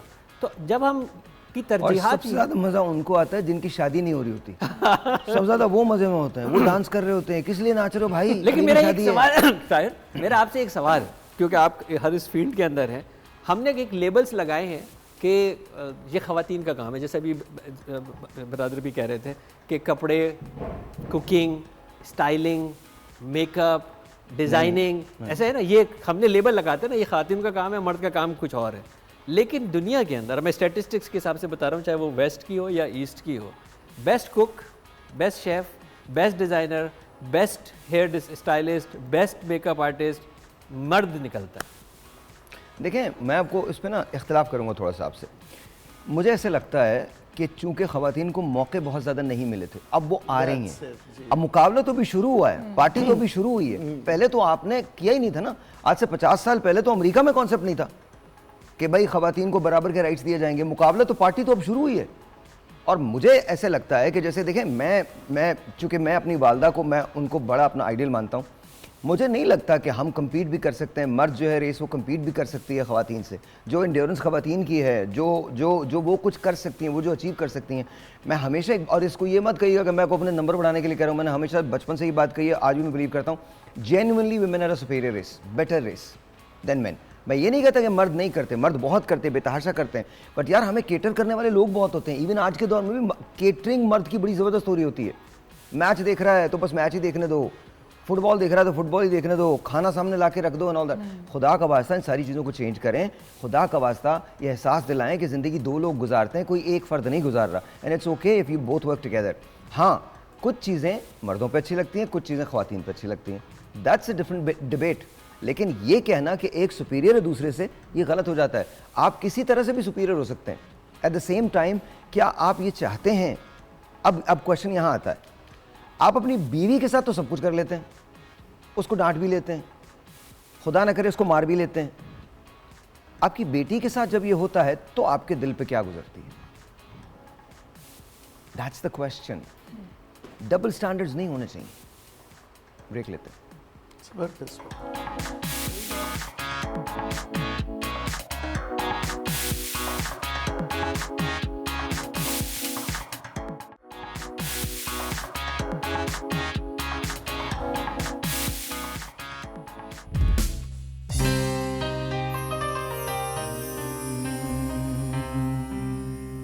जिनसे मिला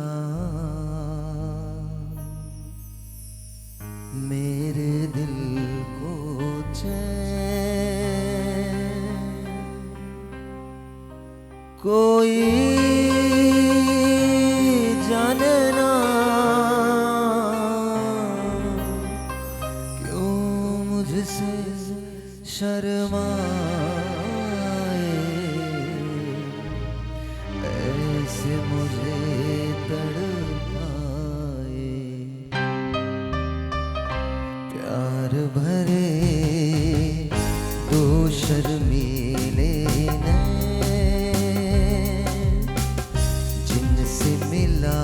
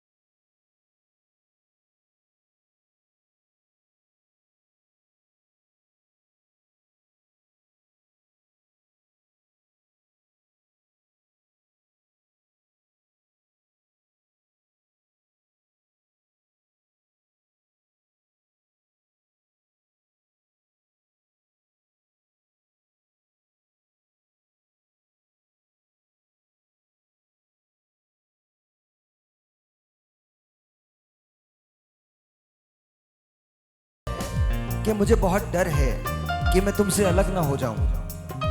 ये दोनों की तरफ से होता है, लेकिन फिर दोनों ही तैयार हो जाते हैं अलग हो जाने के लिए। वजह क्या है? शादी से पहले का डिफरेंस और शादी के बाद का डिफरेंस क्यों है?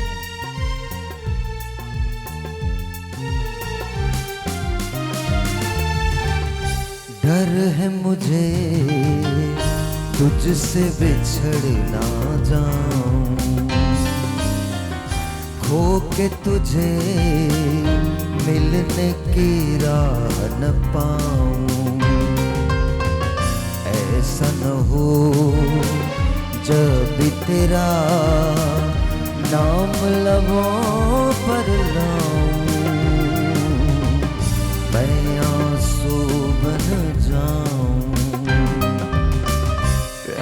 भरे दो शर्मीले नैन,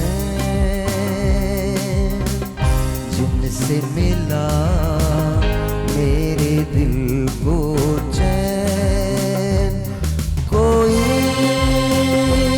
जाने ना क्यों मुझसे शर्माए, ऐसे मुझे तड़पाए, प्यार भरे दो शर्मीले नैन। Alright, thank you thank you. अब सवाल है, ये गाना मैंने जानबूझ के गाया, अब सवाल है, ये जो प्यार भरे नैन होते हैं और उसके इतने बड़े बड़े वादे होते हैं कि मैं तुमसे अगर अलग हो गया तो मर जाऊंगा, ये कहाँ जाता है? What happens to it? All of it किधर गायब हो जाता है? आपसे शुरू करते हैं। मेरे ख्याल से प्यार कहीं गायब नहीं होता, हम एक दूसरे की अंडरस्टैंडिंग वो खो देते हैं। वही होता है या किसी और के पास चला जाता है? नहीं, कहीं कहीं जो प्यार होता है, जो असल मोहब्बत होती है, वो कहीं नहीं जाता। अब एक माँ और बच्चे की मोहब्बत को देख लें, मैंने ऐसे भी केसेस देखे हैं कि 3-3, 4-4 बच्चे हैं उनके, वो आ गए कि भाई हमें तो किसी और से प्यार है, हम तो उसके साथ रह नहीं सकते। अरे उस मोहब्बत का क्या, जो आपको अपने बच्चे से जो ममता से जो कुदरती जज्बा है, उस मोहब्बत का क्या, कहाँ है वो, किधर गई? अब वो हस्बैंड और वाइफ की मोहब्बत को तो पहले आप साइड पे ही रखें। लेकिन हमारे यहाँ तो शादियाँ हो जाती हैं, मोहब्बत नहीं होती अक्सर। वो उमर भाई ने तो मजाक में कहा था कि वो किसी ने पूछा कितने बच्चे हैं, कहले 8, फिर कहने लगे अच्छा कोई रिग्रेट है, कहने पूरी ज़िंदगी मोहब्बत ही नहीं मिली बच्चे 8। नहीं, वो जब साथ है, निकाह एक ऐसा जी बिल्कुल सही कह रही हैं। जिसको साइन करने के बाद अगर आप में वो नहीं भी है एट ए टाइम, जब आप उस निकाहनामे पे साइन कर रहे होते हैं ना, तो वो फीलिंग, वो जो मैं समझती हूँ कि एक तरह से वो जो अटैचमेंट है वो मोहब्बत ही है। अगर आप अपने हस्बैंड के साथ, उसके साथ, लेकिन बशर्ते कि वो आगे जाके आप एक दूसरे की फीलिंग्स को भी समझें कि एक साथ चलना है तो एक दूसरे को सपोर्ट भी करना है। बीवी को भी सपोर्ट चाहिए होता है और हस्बैंड को भी नहीं, वो सपोर्ट क्या चाहिए होता है, वो सारे वादे जो होते हैं उनका क्या होता है? जी, शायद हमारी प्रायोरिटीज़ चेंज हो जाती हैं। ओके।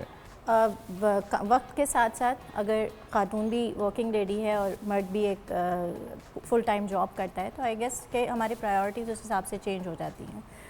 खातून को देखें पूरा दिन, चाहे साथ साथ बच्चों के साथ साथ उसने घर के काम भी देखने हैं या जो भी उसने अपना करना है, तो वर्क लाइफ बैलेंस रखना उसके लिए भी एक बड़ा अहम पार्ट होता है लाइफ में।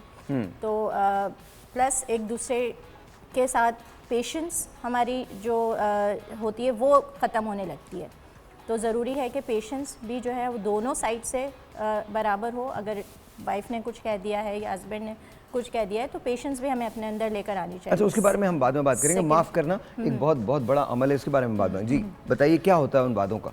अच्छा देखिए, वादे, कमिटमेंट्स, ये सब चीज़ें वो जो मैंने पहले भी बात की थी कि वो किसी वजह से, किसी फैंटेसी में रहते हुए इमोशनली लिए गए थे, ठीक है।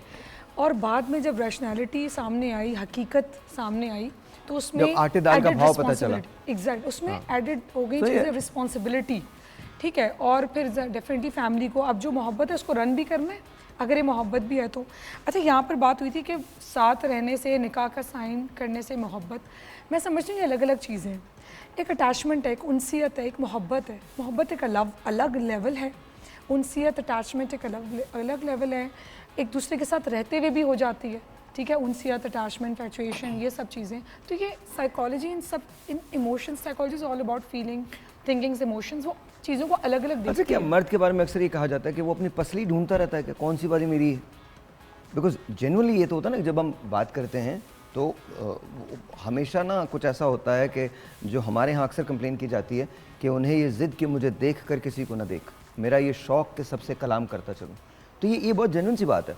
देखें, वो तवज्जो में कमी आ जाती है, चाहे वो ख़वातीन की तरफ से हो या मर्दों की तरफ से। ज़्यादा मर्दों की तरफ से आती है बिकॉज वो कंप्लेन ख़वातीन यही करती हैं। तो उसके रीज़न क्या होते हैं शादी के बाद और शादी से पहले? देखिए, आपने से लापरवाह किस्म के लोग देखे होंगे जिसमें मर्द और औरत दोनों हो सकते हैं कि जो कि नहीं, दोनों की बात कर रहा हूँ। हाँ, दोनों की बात कर रहा हूँ कि जो कि अपनी आमदनी का 99% हिस्सा पहले हफ्ते में 10 दिन में उड़ा देते हैं और बाकी 20 दिन कस्मा पुरसी में और लड़ते मरते गुजारते हैं।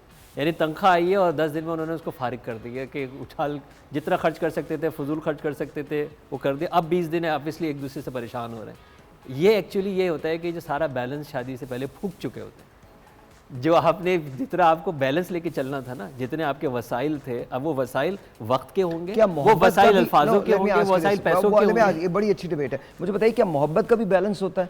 आपको इत्तेदाल के साथ करनी चाहिए, मोहब्बत का कोई बैलेंस नहीं? देखिए, हर इमोशन के ऊपर, इमोशन जोश है, जोश पे जब होश का पहरा खत्म होता है तबाही होती है। अच्छा, जोश के आगे होश अगर आपने खोया, हाँ। तो मोहब्बत के अंदर भी ना, मोहब्बत तो है ना सर, आप ये बताइए, रब ताला ये कह रहे हैं कि अल्लाह के नबी सल्लल्लाहु अलैहि वसल्लम फरमाते हैं कि जन्नत के अंदर मेरे साथी वो होंगे जो अपने अहल से अच्छे होंगे, यानी जो अपने ज़ेर नगी से अच्छे होंगे, जो अपने बीवी बच्चों के साथ अच्छे होंगे, वो जन्नत में नबी के साथी होंगे। और वही कुरान कह रहे हैं कि ये तुम्हारे लिए हलाकत है। इसका मतलब है कि जब मोहब्बत इतनी बढ़ जाए कि आप मोहब्बत करेंगे तो नबी के साथी बनेंगे, लेकिन मोहब्बत इतनी बढ़ जाए कि अल्लाह और नबी को भूल जाए, तो इसका मतलब फिर हलाकत होगी। तो डॉक्टर साहिबा, आपसे पूछना चाहता हूँ, ये बताइए, शादी से पहले और शादी के बाद की ज़िंदगी में फ़र्क क्या होता है, और ये वादे जो होते हैं ये कहाँ चले जाते हैं दोनों की तरफ से? जी सर, ये जो वादे हैं, असल में हमारा मसला ये है कि ये वादों की बात नहीं है। अभी जब डॉक्टर इमरान भी यहाँ पे बात कर रहे थे कि जो बुनियाद है ना रिश्तों की, वो बड़ी ज़रूरी है, बहुत अहम है कि आप उसमें क्या सीड क्या बोया है, आपने बीज क्या बोया। और जो आपने भी कहा कि पहले आपकी फीलिंग्स और होती हैं और क्या बाद में एकदम से कुछ और हो जाती हैं। हम जब मोहब्बत करते हैं या शादी करते हैं तो क्या हम ये सोच रहे होते हैं कि हमारा इस इंसान से तल्लुक़ क्या है या रिश्ता क्या है? क्या वो सिर्फ जज्बातियत का रिश्ता होता है? क्या सिर्फ हमने एक शादी ही करनी होती है और हम ये समझें कि ये शादी निभाने के लिए या शादी का एक रिश्ता जो कायम करने के लिए हम शादी कर रहे हैं? देखें, इसको हम ये तो नहीं कह सकते कि हमें ये ज़रूरी हो कि आप को किसी से मोहब्बत होगी तो शादी होगी। अब शादी ज़ाहिर है कि एक ऐसा अमल है कि बाज़ औक़ात हो, बल्कि अक्सर औक़ात हमारे यहाँ तो अरेंज मैरिजेस ही होती हैं, लेकिन इस चीज़ को डेवलप करना दोनों पार्टनर्स के लिए बड़ा ज़रूरी है कि जब आप शादी करने जा रहे हैं तो शादी के लिए चंद ज़रूरी चीज़ें हैं जो आप जिसको बोए बगैर आप शादी के रिश्ते को निभाना आपके लिए मुश्किल है। अब वो ज़रूरी चीज़ें कौन सी हैं? देखिए, सबसे पहली चीज़ है एतबार जिसको आप कहते हैं, ट्रस्ट जिसे आप कहते हैं। फिर आप उसके बाद एहसास और रिस्पेक्ट, ये 3 चीज़ें मेरे ख्याल में अगर आप इन चीज़ों के साथ अपने रिश्तों की इब्तिदा करें तो वो आपके जो आने वाले चैलेंजेस हैं वो कम हो सकते हैं। देखिए, चैलेंजेस ने तो आना है, रिस्पॉन्सिबिलिटीज़ ने तो हर वक्त के साथ बढ़ना है। अच्छा, एक काम करते हैं डॉक्टर साहब, इसको यहाँ से शुरू करेंगे। एतमाद, एहसास और एतबार, ये होने चाहिए रिलेशनशिप में। आप लोग क्या समझते हैं? ब्रेक लेते हैं, ब्रेक के बाद बात करते हैं।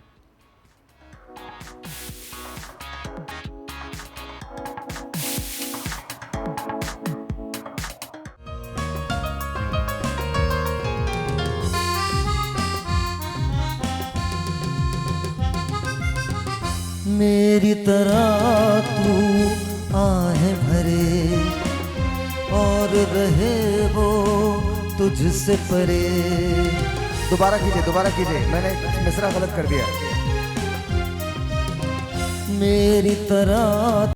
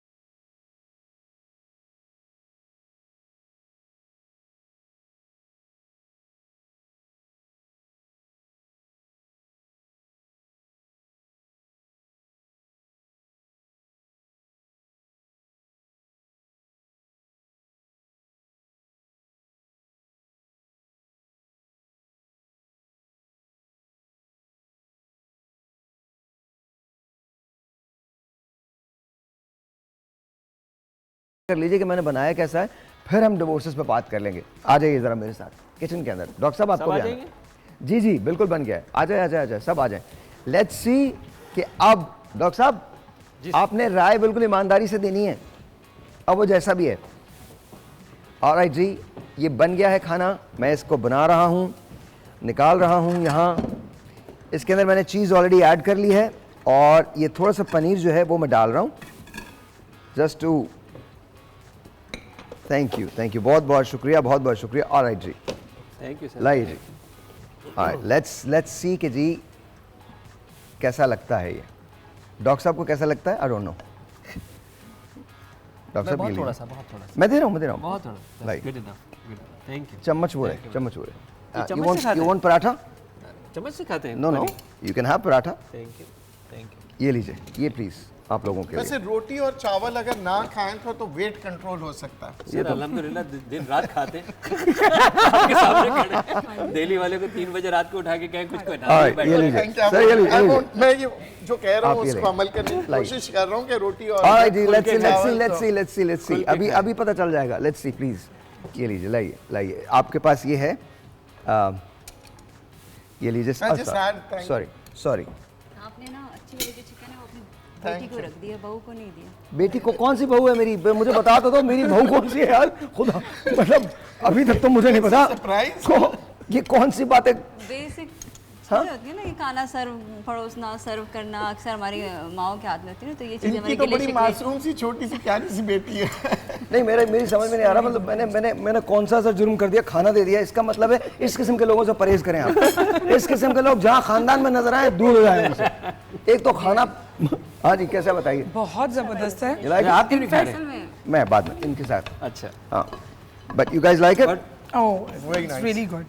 मेरे हिसाब से बहुत बेहतरीन है। मैं सिर्फ स्पाइस कम खाता हाँ। हूँ, तो वो आपने जो एक सजेशन दी थी कि अपने हिसाब से, अपने हिसाब से। लेकिन it's lovely. You like it? उसका वो आपको अच्छा, कैसा? कलर सब देख लें जो बाकी में पहले शायर कह रहा था नजर नहीं आ रहा, बाकी में ग्रीन और देख जबरदस्त। सकते हैं, ऊपर वाले कैमरे से दिखा दो यार। That's what it is. अच्छा, मुझे मिर्चों वाला खाना अच्छा लगता है, इसलिए हमेशा मैं जब भी आता हूँ कहता हूँ जबरदस्त। आप लोग ठीक हैं? वैसे या ज़बरदस्त। I like spices. लेकिन आप ये सिर्फ ये बताएं कि इसको मदर की निगाह से देखना है या सास की निगाह से? नहीं, किसी भी निगाह से नहीं देखे आप। अच्छा, क्रिटिकल नहीं होना हमने। उस मजलूम शौहर की नज़र से देखें जिसको नहीं, जो घर में वादा करके जाए कि मैं खाना साथ खाऊंगा और भूल जाए, फिर खाना बाहर खा ले और उसके बाद घर आके बेगम लगाए और उसके बाद वो उसके ऊपर खाना खाए।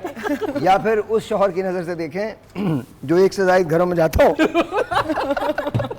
बेचारा शाम का खाना 2 मरतबा खाता हो। हमारे एक दोस्त हैं, तो वो हमारे साथ मेहमान भी होते हैं, तो मैंने उनसे कहा आपका वेट आजकल बढ़ रहा है, तो कहने लगे मैं क्या करूं यार, एक खाना 8 बजे खाता हूँ, एक खाना 10:30 बजे खाता हूं। अच्छा, मैं डॉक्टर साहब आपसे जाता हूँ बात करते। डॉक्टर साहब आप यहाँ होती तो आप ये हमारा साग चिकन पनीर खा सकती थी, बट अब आप यहाँ नहीं है। बट आई होप कि आप कभी आए तो मैं आपको खिला सकूँ ये। Sure, I would love to. और मैं वाकई मिस कर रही हूँ आप लोगों का ये चिट चैट, और वर्चुअली आई एम फीलिंग कि कैसा टेस्ट होगा, और खुशबू भी मुझे जो है ना वो मैं महसूस कर सकती हूँ कि कितनी खुशबू आती है। क्योंकि आप लोग बता रहे हैं तो आई कैन फील दैट। मुझे भी यही लगता है कि ना आप जब आप खाना बनाते हैं ना, अच्छा I have never realize this, जब आप खाना बना रहे होते हैं ना, तो अगर आप बहुत मोहब्बत से ना बनाए ना तो फिर खाना डजंट वर्क। आई थिंक उसके लिए ये एलिमेंट रिस्पेक्ट का, मोहब्बत का होना बहुत ज़्यादा ज़रूरी होता है। द फूड इज प्रोग्रामेबल, है ना? Okay, the change of the mood change the taste of the food. या अगर वो जो खवातीन वाकई जो कहती हैं ना कि जो चाहते हैं कि बच्चे हमारी सुने, शौहर हमारी सुने, ये वाहिद रास्ता है जो प्रोग्राम किया जा सकता अच्छा, जो उन्हें तो ऐसे शौहर भी होने चाहिए, है ना। प्रोग्राम जो है वो किया जा अब सकता यार मुझ पे रख के बंदूक नहीं चलाओ तुम। मतलब शादी इनकी नहीं हुई भी, तलाश में ये शकीरा के हैं, नाम मेरा लगा रहे हैं। मतलब नदीम भाई की मिलके कोई शादी करवा दें। डॉक्टर साहबा ये शकीरा से शादी करना चाहते हैं, मतलब उनकी जो आइडियल खातून है वो शकीरा है। नहीं, मेरी आइडियल वो होगी जो मुझसे मोहब्बत करे और मैं उससे मोहब्बत करूं, जो मेरे लिए बनाए और मैं उसके लिए बनाऊं। क्या बनाए? खाना, बेवकूफ नहीं। नहीं मतलब, अच्छा मतलब ये खाना बनाएंगे, पहले दिन बीमार हो गई, दूसरे दिन बनाया फिर और बीमार हो गई, तीसरे दिन कहने बस उनकी उम्र ही इतनी थी। क्या मेरे उस्ताद ये होंगे खाना क्राइटेरियाज कितने छोटे छोटे से हैं तादेर I know. जिंदगी के खाना। हाँ, खाना Seriously. चाहे वो बहन कह रही है रखना, लगाना, सजाना, छोटी छोटी बड़े छोटे स्टेप्स हैं। नहीं मैं तो आपसे तो बिल्कुल परहेज करवाऊं लोगों का। पता नहीं क्या मतलब कितने खानदान, मतलब आपकी तरफ जाना है, नहीं इनसे तो बात ही नहीं करनी है। अच्छा, बट हियर्स अ क्वेश्चन, ये जो अभी हम बात कर रहे थे, इन्होंने जो जुमला कहा कि मेरी सुनो, मैं आप तमाम लोगों से पूछ रहा हूँ, ये कॉन्सेप्ट कैसा है? बीवी ये चाहती है कि जी मेरी सुनो, मियाँ ये चाहता है मेरी सुनो, और कोई भी नहीं सुन रहा होता एक दूसरे की। नहीं, मैं समझती हूँ कि दोनों को एक दूसरे की सुननी चाहिए। चाहिए। मेरी वाले जहाँ बात मेरी की आ गई ना, वहाँ फिर यूँ समझे कि रिश्ते में खराबियाँ कमजोरी, होती हैं, दरार आती है। वहीं से स्टार्ट है, वहीं से स्टार्ट। देखिए, मैं ये कहती हूँ कि ये जो मेरी सुनो वाली बात आ रही है इसलिए कि there is a need to be heard. उनको सुना नहीं जा रहा। सो प्रॉपर किसी भी रिलेशनशिप में, we are specifically talking about husband wife, तो प्रॉपर कम्युनिकेशन जिसमें एक्टिव लिसनिंग का फैक्टर बहुत ज़रूरी है। हमें सुनना है रिएक्ट करने के लिए नहीं, जवाब देने के लिए नहीं, समझने के लिए। So listen to understand, to empathise, have compassion. जी बिल्कुल, दोनों साइड से दोनों पर्सन्स को स्पेस देनी चाहिए। स्पेस देनी चाहिए। ओके, हमारे समझे ही ना, वो कहे बगैर ही समझ जाए ना। हाँ जी, मैं सुने बगैर, मैं सुनाऊं वो समझ जाए ना। खुदा की कसम कोई नहीं, प्लीज ये अपनी रिलेशनशिप में इस किस्म की बातों को जगह मत दें।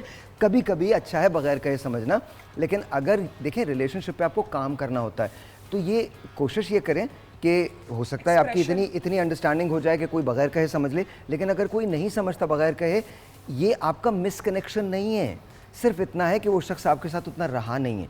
प्लीज़ अंडरस्टैंड करें ये छोटी छोटी सी बातों को, और कोई अगर आपको बगैर कहे समझ रहा है तो उसकी तरफ भागना पड़े। हो सकता है वो चंद चीज़ें बगैर कहे समझ रहा हो, बाकी बहुत सारी चीज़ें समझ में ही ना आए। देखिए, रिलेशनशिप किसी एक चीज़ से मिल के नहीं बनती। एक टेलीफोन कॉल, उसके बाद मैं आप लोगों की तरफ आता हूँ। अस्सलाम वालेकुम। हेलो, अस्सलाम वालेकुम। वालेकुम अस्सलाम, कैसी हैं आप? रख दीजिए अगर हो गया। नहीं, थोड़ा सा और जी सर, आप ठीक है? जी बिल्कुल ठीक हूँ, बिल्कुल। ये वाला लीजिए, कोई नहीं खा रहा। देख सकता हूँ, पक्की बात है। अच्छा जी, अस्सलाम वालेकुम, कैसी हैं आप? मैं ठीक, सर आप ठीक है? अल्लाह का शुक्र, बिल्कुल ठीक ठाक। आपका नाम? मेरा नाम किरण है। जी बताइए, क्या कहना चाहती हैं? मैं ये तलाक के बारे में करना चाहती बताइए, क्या क्या कहना चाहती हैं तलाक के बारे में? हूँ। वो मेरी दोस्त थी ना, उसको तलाक हुई है, तो उसके बारे में। मुझे आपकी आवाज़ नहीं आ रही, थोड़ा ज़ोर से बोलेंगी? मेरी एक दोस्त थी ना, उसकी तलाक हो गई थी। ओके। मेरी एक दोस्त थी, उसको तलाक हुई है ना, जी। तो वो कह रही थी कि उसको हस्बैंड बहुत मारता भी। ओके, डोमेस्टिक वायलेंस, बिल्कुल ठीक है, बिल्कुल ठीक है। अच्छा, ये जो अभी जो उन्होंने बात की डोमेस्टिक वायलेंस की वजह से तलाक हो जाती है, ये बड़े केसेस आते हैं। तो मारना तो बिल्कुल गलत है, तो उस वक्त क्या करना चाहिए? इलाज किस तरह से करवाना चाहिए? क्या किसी साइकेट्रिस्ट के पास जाना चाहिए, साइकोलॉजिस्ट के पास जाना चाहिए, बड़ों को इन्वॉल्व करना चाहिए, क्या करना चाहिए? देखिए, अनफॉर्चुनेटली हमारे माशरे में जो हाथ उठा रहा है वो तो आ नहीं रहा ना। हाँ। उसको लाने वाला कोई है ही नहीं। हाँ। अच्छा, बजाय बल्कि उसका तो एक सपोर्ट सिस्टम भी घर के अंदर होता है कि तूने सही किया, टाइट करके रखा और ये किया, या इस तरह की खुराफात की जो है वो बात की है। अस्तगफिरुल्लाह। मेरी बेटी ने मुझे जो है वो एक बात बड़ी, हालांकि वो थी छोटी, खेलेंगे कि पापा अगर ये बताइए कि अगर आपकी बेटी को शादी के बाद अगर किसी ने हाथ उठाया तो क्या होगा? मैंने कहा बेटा कुछ भी नहीं होगा, बस उसके हाथ नहीं रहेंगे। अरे ये बैकअप सपोर्ट इतना ही ज़रूरी है जहाँ पे आप अपने बच्चों को एम्पावर करेंगे और सामने वाले को भी ये बताएंगे कि ये नहीं हो सकता। यानी जब फिजिकल वायलेंस तो है ही नहीं ना, मेरे रिलीजन में है ही नहीं, तो जब अलाउ ही नहीं है तो हो ही नहीं सकता। ये बड़ी मेजर बाउंड्री है। लेकिन साथ साथ साहिर, हमने ऐसे केसेस भी वापस उन बच्चियों को अपने घरों में भागते हुए देखा है कि जो कि मेरे पास इस तरह भी आई थी कि जो कि इंजर्ड थी, और वो जब उन्होंने बताया तो वो रिएक्शन था। यानी वो इतना पिन करती थी या इतना वो करती थी या इस तरह गलत समझती थी कि वो उस बात के ऊपर इस बंदे को बस कर देती थी। एक आदमी है, वो एक फैक्ट्री में काम करता है। अब उस फैक्ट्री के अंदर काम करने वाला आदमी जो साइड से सुरजानी टाउन बस की छत के ऊपर बैठ के जाएगा, उसमें खुशबू तो नहीं आएगी ना। हाँ। वो उस रिजेक्ट करती थी, कहती थी मुझे तुम्हारे बदबू आ रही है, मेरे करीब नहीं आना। आपके ख्याल में वो कब तक उसकी वो अनाज जागेगी नहीं कि जब आप उसको रिजेक्ट करेंगे ना। आप इज्जत नफ्स तो किसी की भी मजरूर नहीं कर सकते ना। अब वो एक आदमी जिसकी अनपढ़ है, जो एक मिल पे काम करता है, उसकी रिएक्शन क्या होगा? उसका रिएक्शन भी इसी तरह का ही होगा। तो इस तरह के भी केसेस हमारे पास मौजूद है। किसी भी हाल में पहले तो मैंने कहा जस्टिफिकेशन नहीं है कि हाथ उठाए। हाँ। क्लियर हो गया कि जस्टिफिकेशन। इसी तरह substance abuse, I am so much, 2 cases ऐसे हैं जिसके अंदर मैं इस तरफ लोगों को कहता हूं कि इस तरफ आप तवज्जो दे लें। मुझे ब्रेक के बाद से कंक्लूजन पर पहुंचते हैं कि डिवोर्सेस की वजह क्या है, क्या हम इसको कंट्रोल कर सकते हैं। तमाम लोगों से बात करेंगे ब्रेक के बाद।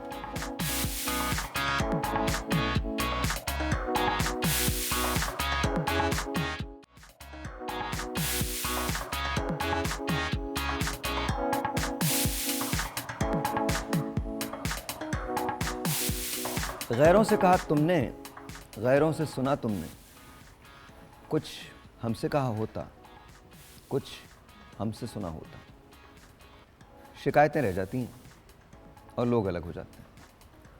फिर बहुत साल गुजर जाते हैं, आप पीछे मुड़ के देखते हैं कि कोई एक शख्स था जिसके साथ आपको रहना था। थोड़ी बहुत कमियां तो हर एक में होती हैं, मुझ में भी हैं, किसी और में भी होंगी, किसी और में भी होंगी, लेकिन at the end of the day just remember this, अगर हम खामियों को नज़रअंदाज कर देंगे, माफ़ करना सीख लेंगे, तो कहीं ना कहीं ज़िंदगी आसान हो जाएगी। आइए बात करते हैं, कंक्लूजन पे जाते हैं। थोड़ा सा मेरी आवाज़ को देख लीजिएगा, फॉलो हो रही है, उसको ज़रा देख लें। डॉक्टर साहब आपसे शुरू करता हूँ, कोई ऐसी टिप जिससे ये जो रेशोज़ हैं ये कम हो जाए? देखिए, इंसान जब रोटी कपड़ा मकान से आज़ाद होता है तो उसकी बुनियादी ज़रूरत है नयापन, तनव्वो, न्यूनेस, जिद्दत। ये मेरी नीड है, हर इंसान की नीड है। रिलेशनशिप के अंदर लोग जो इन्वेस्ट करना छोड़ देते हैं, नयापन लाना छोड़ देते हैं, न्यूनेस छोड़ देते हैं, उनकी ज़िंदगी में एक बोरियत आती है और उस बोरियत से फिर जहनी तौर पर दूर होते हैं, फिर जिस्मानी तौर पर भी दूर हो जाते हैं। दूसरी बात तो अभी आपने जो बहुत अच्छी खूबसूरत बात है, कुरान पाक ही कहता है कि अपने साथी के अंदर जो है वो खामियां तलाश ना करो, क्या पता उसमें एक खैर हो जो कि खैर कसीर हो, यानी उसकी एक खूबी उसकी तमाम खामियों के ऊपर भारी हो जाए। बिल्कुल। तो अगर हम अपने रिलेशनशिप के अंदर अगर खूबियाँ ढूंढ के अटैच करेंगे तो आप यकीन माने वो सारी जो खामियाँ हैं उनके ऊपर वो हावी हो जाएगी। जी नदीम भाई। रिश्ते बनते हैं मीठी ज़बान से, और इसी ज़बान को अगर कड़वी कर देते हैं तो रिश्ते टूट जाते हैं। तो ये ज़बान बहुत इम्पॉर्टेंट है। ये ज़बान अपनी मीठी रखें, आवाज़ नीची रखें। हम गुस्से में आके चीखने चिल्लाने लगते हैं, ये शुरुआत होती है रिश्तों की दरार आने की, ये शुरुआत होती है। अच्छा, गुस्सा कितना फेटल होता है रिलेशनशिप के लिए? देखिए, गुस्सा हराम क्यों कहा गया है? गुस्सा किसी भी रिलेशनशिप को तबाह बर्बाद कर देगा। खवातीन में है तो वो भी बुरा, मर्दों में है तो वो भी बुरा। जी बिल्कुल। और अगर कभी ऐसा सिचुएशन आ जाए तो बेहतरीन तरीका यह है कि कुछ देर के लिए कहीं चले जाइए। अच्छा, गुस्से पे मैं अलग शो करेंगे, बड़ा इंपॉर्टेंट टॉपिक है। हमारे मुल्क में तो एंगर मैनेजमेंट है ही नहीं। अचानक से आप नाराज हो जाते हैं, अचानक से ऐसा लगता है बम फट गया, पता नहीं क्या हुआ। मियाँ बीवी के अंदर दौरान इस रिश्ते में भी गुस्सा आ जाता है, सास में, ससुर में, हर रिश्ते के अंदर जब गुस्सा आ गया।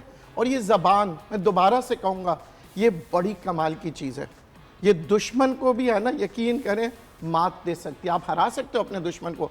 आपके पास ज़बान और अल्फाज, हम इतनी शेर व शायरियाँ सुनते हैं, बड़ा मज़ा आता है, गाने सुनते हैं, क्यों हम खो जाते हैं गाने सुनते सुनते। कभी कभार तो एहसास भी नहीं होता कि कैमरा है या कुछ है। क्यों?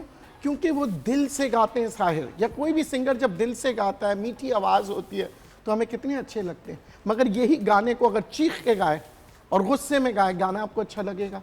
तो ये मीठी ज़बान बहुत ज़रूरी है। और एक बात है, जो तर्ज तकल्लुम है ना, जिस तरह से आप बात करते हैं, याद रखिएगा, अल्फाज का मरहम नहीं उस ज़ख्म का दरमा। उसका इलाज नहीं है अल्फाज का मरहम, अब तुम कितने ही रख लो।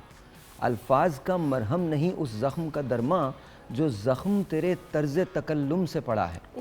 जिस तर्ज से आप बात करते हैं ना, क्या बात, वो बड़ा मैटर करती है, वो बड़ा मैटर करती है। जी देखिए साहिर भाई, आपका प्रोग्राम तो शायद उसके लिए वाइंड अप हो जाए, लेकिन मैं समझती हूँ कि जब खुला का एक केस होता है ना, तो वो स्टार्ट होता है, उसके बाद फिर वो मेंटेनेंस पे आता है, फिर और जो लास्ट जो स्टेज है ना, जो कस्टडी ऑफ, जो बच्चों की कस्टडी पे बात आती है, वो क्वाइट यूँ समझे कि वहाँ पे आके बहुत ही सवेर किस्म का हो, क्योंकि बच्चे जब अलग होने की, बच्चों की जब बात हो रही होती है, आप तो खुश रह सकते हैं, आपने पहले जैसे कहा कि सब हैप्पी हैप्पी, तो सब तो हैप्पी हो सकते हैं, लेकिन वो बच्चे कहाँ जाएंगे? वो इनकम्प्लीट। और अगर सिंगल पेरेंट उनको पालेंगे तो आप सोचें आगे वो नस्ल जाके कहाँ जाएगी, जिसने आगे ही यही नस्लें तो हमसे ही चलेंगी ना। यह है कि वही बात है कि अपने गुस्से पे काबू पाना और एक दूसरे को समझना, बहुत सारी सी चीज़ें जो हमें खुद सोचनी चाहिए। रिश्तों से पहले बहुत सारे वो है कि स्टेटस देख के रिश्ते ना हो, कि अपने स्टेटस देख के रिश्ते, ये अलग अलग प्रोग्राम है, अलग। अभी हम सिर्फ उस पे चलेंगे कि वो रिश्ते ना चलने वाली ना हो। बहुत अच्छी बात की है, इस पे एक अलग शो करेंगे। स्टेटस देख के, पैसा देख के, दौलत देख के क्या मोहब्बत को दौलत की तलाश होती है?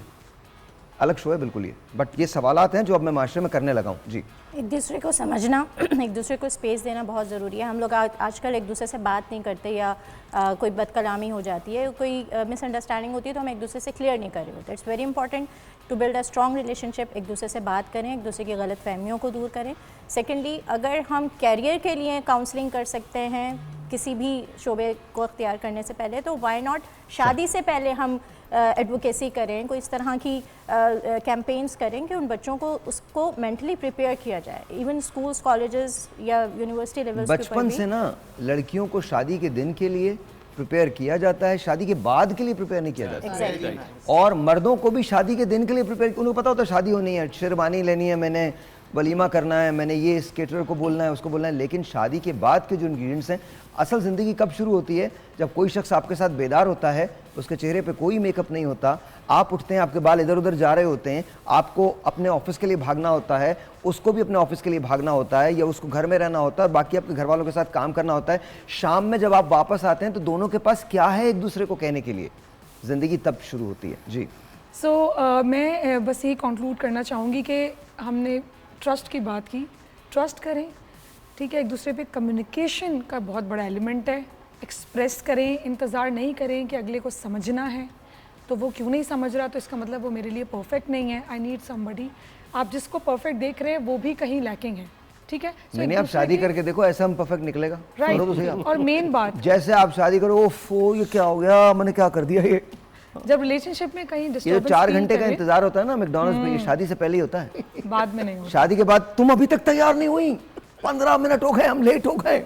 और शादी से पहले 4-4 घंटे धूप में खड़ा हुआ है, तुम आई नहीं, मेरी दुनिया अंधेर हो गई थी, तुम नहीं आई ना, मैंने हर आते जाते चेहरे को तुम ही लग रही थी चारों सारा तरफ। फूक दिया ना, बैलेंस शीट कह रहे हो, बैलेंस फूक दिया सारा। और उसके बाद मोबाइल पर नाम लिखे होते हैं, स्काई लैब, एटम बॉम्ब, ये नाम लिखे हुए होते हैं। जी, अगर अपने रिलेशनशिप को डिस्टर्ब देखें तो प्लीज़ किसी न्यूट्रल मीडिएटर या प्रोफेशनल हेल्प की तरफ जाइए, ना कि एक बाइस्ड फैमिली मेंबर को उठाएं जो कि ना अग्रीड, किसी ना किसी एक की तरफ बाइस्ड होकर फैसला करेगा जो मजीद खराबी की तरफ जाए। और किसी जॉइंट फैमिली सिस्टम पे एक प्रोग्राम जरूर कीजिएगा। जी बिल्कुल, इट्स अ वेरी करेंगे। गुड टॉपिक बिल्कुल, रिलेटेड टू अगले हफ्ते ही करते हैं, ऑनेस्टली अगले हफ्ते करते हैं। और बात सुनिए, खुदा का वास्ता अगर आपको किसी की रिलेशनशिप में कोई कमी नजर आए ना, खुद अरस्तु मत बनिएगा, ना उन्हें अपने मशवरों से नवाजिएगा, खुदा का वास्ता लेट प्रोफेशनल पीपल हेल्प।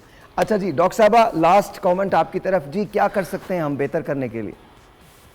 जी सर, मैं सिर्फ 3 बातें करूंगी। एक चीज़ तो ये, इसके सबने भी बात की, कम्युनिकेशन करना बहुत ज़रूरी है। कम्युनिकेशन में सिर्फ वन साइडेड नहीं होनी चाहिए, दूसरे की भी सुननी चाहिए। लेकिन अनफॉर्चुनेटली हम वो लोग हैं जो अपने दिल की भी नहीं सुनते। लेकिन कम्युनिकेशन को ब्रेक नहीं होना चाहिए। दूसरी बात जो है वो ये है कि हमें हद इम्कान कोशिश करनी चाहिए कि हमें अगर खुदा न खास्ता सिचुएशन डाइवोर्स तक जाती है तो हमें कोशिश करनी चाहिए कि हम प्रोफेशनल हेल्प ज़रूर सीख करें। नॉन जजमेंटल जो सपोर्ट है, काउंसलिंग है, वो बड़ी ज़रूरी है और बहुत इंपॉर्टेंट रोल प्ले भी करती है। हमारी प्रैक्टिस में है कि हमने बहुत सारे कपल्स को बिल्कुल एंड पे जाते हुए पीछे खींच के लाए हैं और थोड़ी सी डायरेक्शन से भी करने की वजह से उनकी ज़िंदगियाँ आसान होती हैं। तीसरी बात जो मैं करूँगी वो ये है कि अगर खुदा न खास्ता आप डाइवोर्स की स्टेज तक पहुंच चुके हैं और कोई हल नहीं है, तो खुदा का वास्ता है उस वक़्त में अपने आप को समझने की कोशिश करें और अपनी ज़िंदगी और जिसको आप छोड़ रहे हैं उसकी भी ज़िंदगी बर्बाद मत करें। अपने आप को और उसको मूव ऑन होने के काबिल छोड़ दें। हमारे यहाँ जब डाइवोर्सेस होती हैं तो इतने बुरे तरीके से होती हैं कि आप ना सिर्फ अपने आप को तबाह कर देते हैं बल्कि अपने पूरे ख़ानदान को तबाह कर देते हैं। आप अगले बच्चे जो आपके बच्चे के साथ अटैच होते हैं उनकी ज़िंदगियाँ तबाह कर देते हैं। तो वो कहते हैं ना कि किरदार का इम्तिहान तब होता है जब आप किसी को छोड़ रहे होते हैं, कोई तल्लुक आप छोड़ रहे होते हैं, तो उस वक्त पे बहुत क्रूशल है और इस पर भी प्रोग्राम करने की ज़रूरत है कि जब आप खुदा न खास्ता अगर ये एंड स्टेज आ गई है तो इसको किस तरह से मैनेज करें, क्योंकि इस पर कोई बात नहीं करता। इस पे बात करना इसलिए ज़रूरी है कि इससे जुड़ी हुई ज़िंदगियाँ जो हैं, जो आपके बच्चे हैं, जो आपके घर वाले हैं, फैमिलीज़ हैं, जो 2 लोग हैं, यानी अपनी अपनी जगह पे वो दोनों लोग एक दूसरे को छोड़ तो देते हैं लेकिन उनकी ज़िंदगी आने वाली जो है वो कहीं किसी काबिल नहीं होते। तो इस चीज़ पे ज़रूर जो है ना वो समझने की ज़रूरत है और बात करने की ज़रूरत है। प्रोफेशनल्स को भी बात करने की ज़रूरत है। हम खुदा न खास्ता इस पे इसलिए बात नहीं करते, हम समझते हैं कि शायद हम डाइवोर्स को प्रमोट कर रहे हैं। No, it's not about that. It's about कि अगर हो चुकी है या हो रही है और कोई गुजारा नहीं है तो उसको बेहतर तरीके से किस तरह समेटें, ताकि आपने पिछली ज़िंदगी में तो जो कर दिया सो कर दिया, अपनी आने वाली जो ज़िंदगी आगे अगले साल हैं वो कम से कम आप अपने लिए कुछ सुकून बनाएं। और ख़ास तौर पर जो बच्चे हैं उनके बहुत बुरे हालात होते हैं आपको डाइवोर्स, उनको आप यकीन ना बनाएं। I want to thank you guys. उनके दरमियान हुई है, बच्चों के दरमियान ना कीजिए। I want to thank you guys, बहुत बहुत शुक्रिया। लेकिन अभी जो आप सब ने बात की है, कम्युनिकेशन, अगर आप कम्युनिकेट नहीं करेंगे, और दूसरी बात ये, सच बोलिए और सच सुनिए। सच बोलना आसान है, सच सुनना बहुत मुश्किल है। सच तो हम सब बोल रहे होते हैं, लेकिन जब सच सुनने की बारी आती है तो सारे खामोश हो जाते हैं। और याद रखिएगा, कभी किसी एक शख्स की, किसी एक फ़र्द वाहिद की गलती नहीं होती। It takes two to tango. Yes, कुछ ऐसे केसेस हैं जिसमें एक फ़रीक ज़्यादा शरीक है, वो मर्द भी हो सकता है, वो औरत भी हो सकती है। लेकिन अगर आप बेहतर ज़िंदगी गुजारना चाहते हैं तो उसका सिर्फ एक हल है, दिल में वसअत पैदा करें। अगर आपके दिल में वसअत पैदा हो गई तो आपका दिमाग बढ़ जाएगा, और अगर आपका दिमाग बढ़ गया तो अक्सर औकात दिल आपका छोटा हो जाता। And that's the worst part. मैं जो कह रहा हूँ उस पर बिलीव करने की ज़रूरत नहीं। ये जो कह रहे हैं इनको अपनी ज़िंदगी में अप्लाई कीजिए, लेकिन इसको भी जांच के कीजिएगा, क्योंकि हर रिलेशनशिप बिल्कुल अलग होती है। हर रिलेशनशिप, उसकी रिक्वायरमेंट अलग होती है, उसकी आउटकम शायद सेम हो सकती है, लेकिन उसका पाथ डिफरेंट होता है, उसकी चीज़ें अलग होती हैं। और जब कभी ऐसी नौबत आ जाए जहां आपको लगे कि अब आपने सेपरेट हो जाना है और कोई हल नहीं है, तो प्लीज़ मेक श्योर कि you talk to a professional. Professional से बात कीजिए। कोशिश कीजिए कि कोई फैमिली मेम्बर जो आपका हो या उनकी तरफ का हो, वो उसका पार्ट ना बने। बिकॉज होगा क्या, आप इंतहा से ज़्यादा न्यूट्रल नहीं हो सकते। आप कहीं ना कहीं कोई ना कोई बायस आ जाएगा और वो सही तौर पे फैसला ना किया जा सकेगा। और आई एग्री विद डॉक्टर साहिबा, और अगर फिर भी डिवोर्स हो जाए, खुदा ना करे, तो अपनी इज्जतों का पास रखें, मोहब्बतों का पास रखें। कभी तो आशना थे ना, बस उस आशनाई का, उस उनसियत का, उस लगावट का पास रखिए और एक दूसरे को जीने दें। कल मिलेंगे, तब तक के लिए खुदा हाफिज़।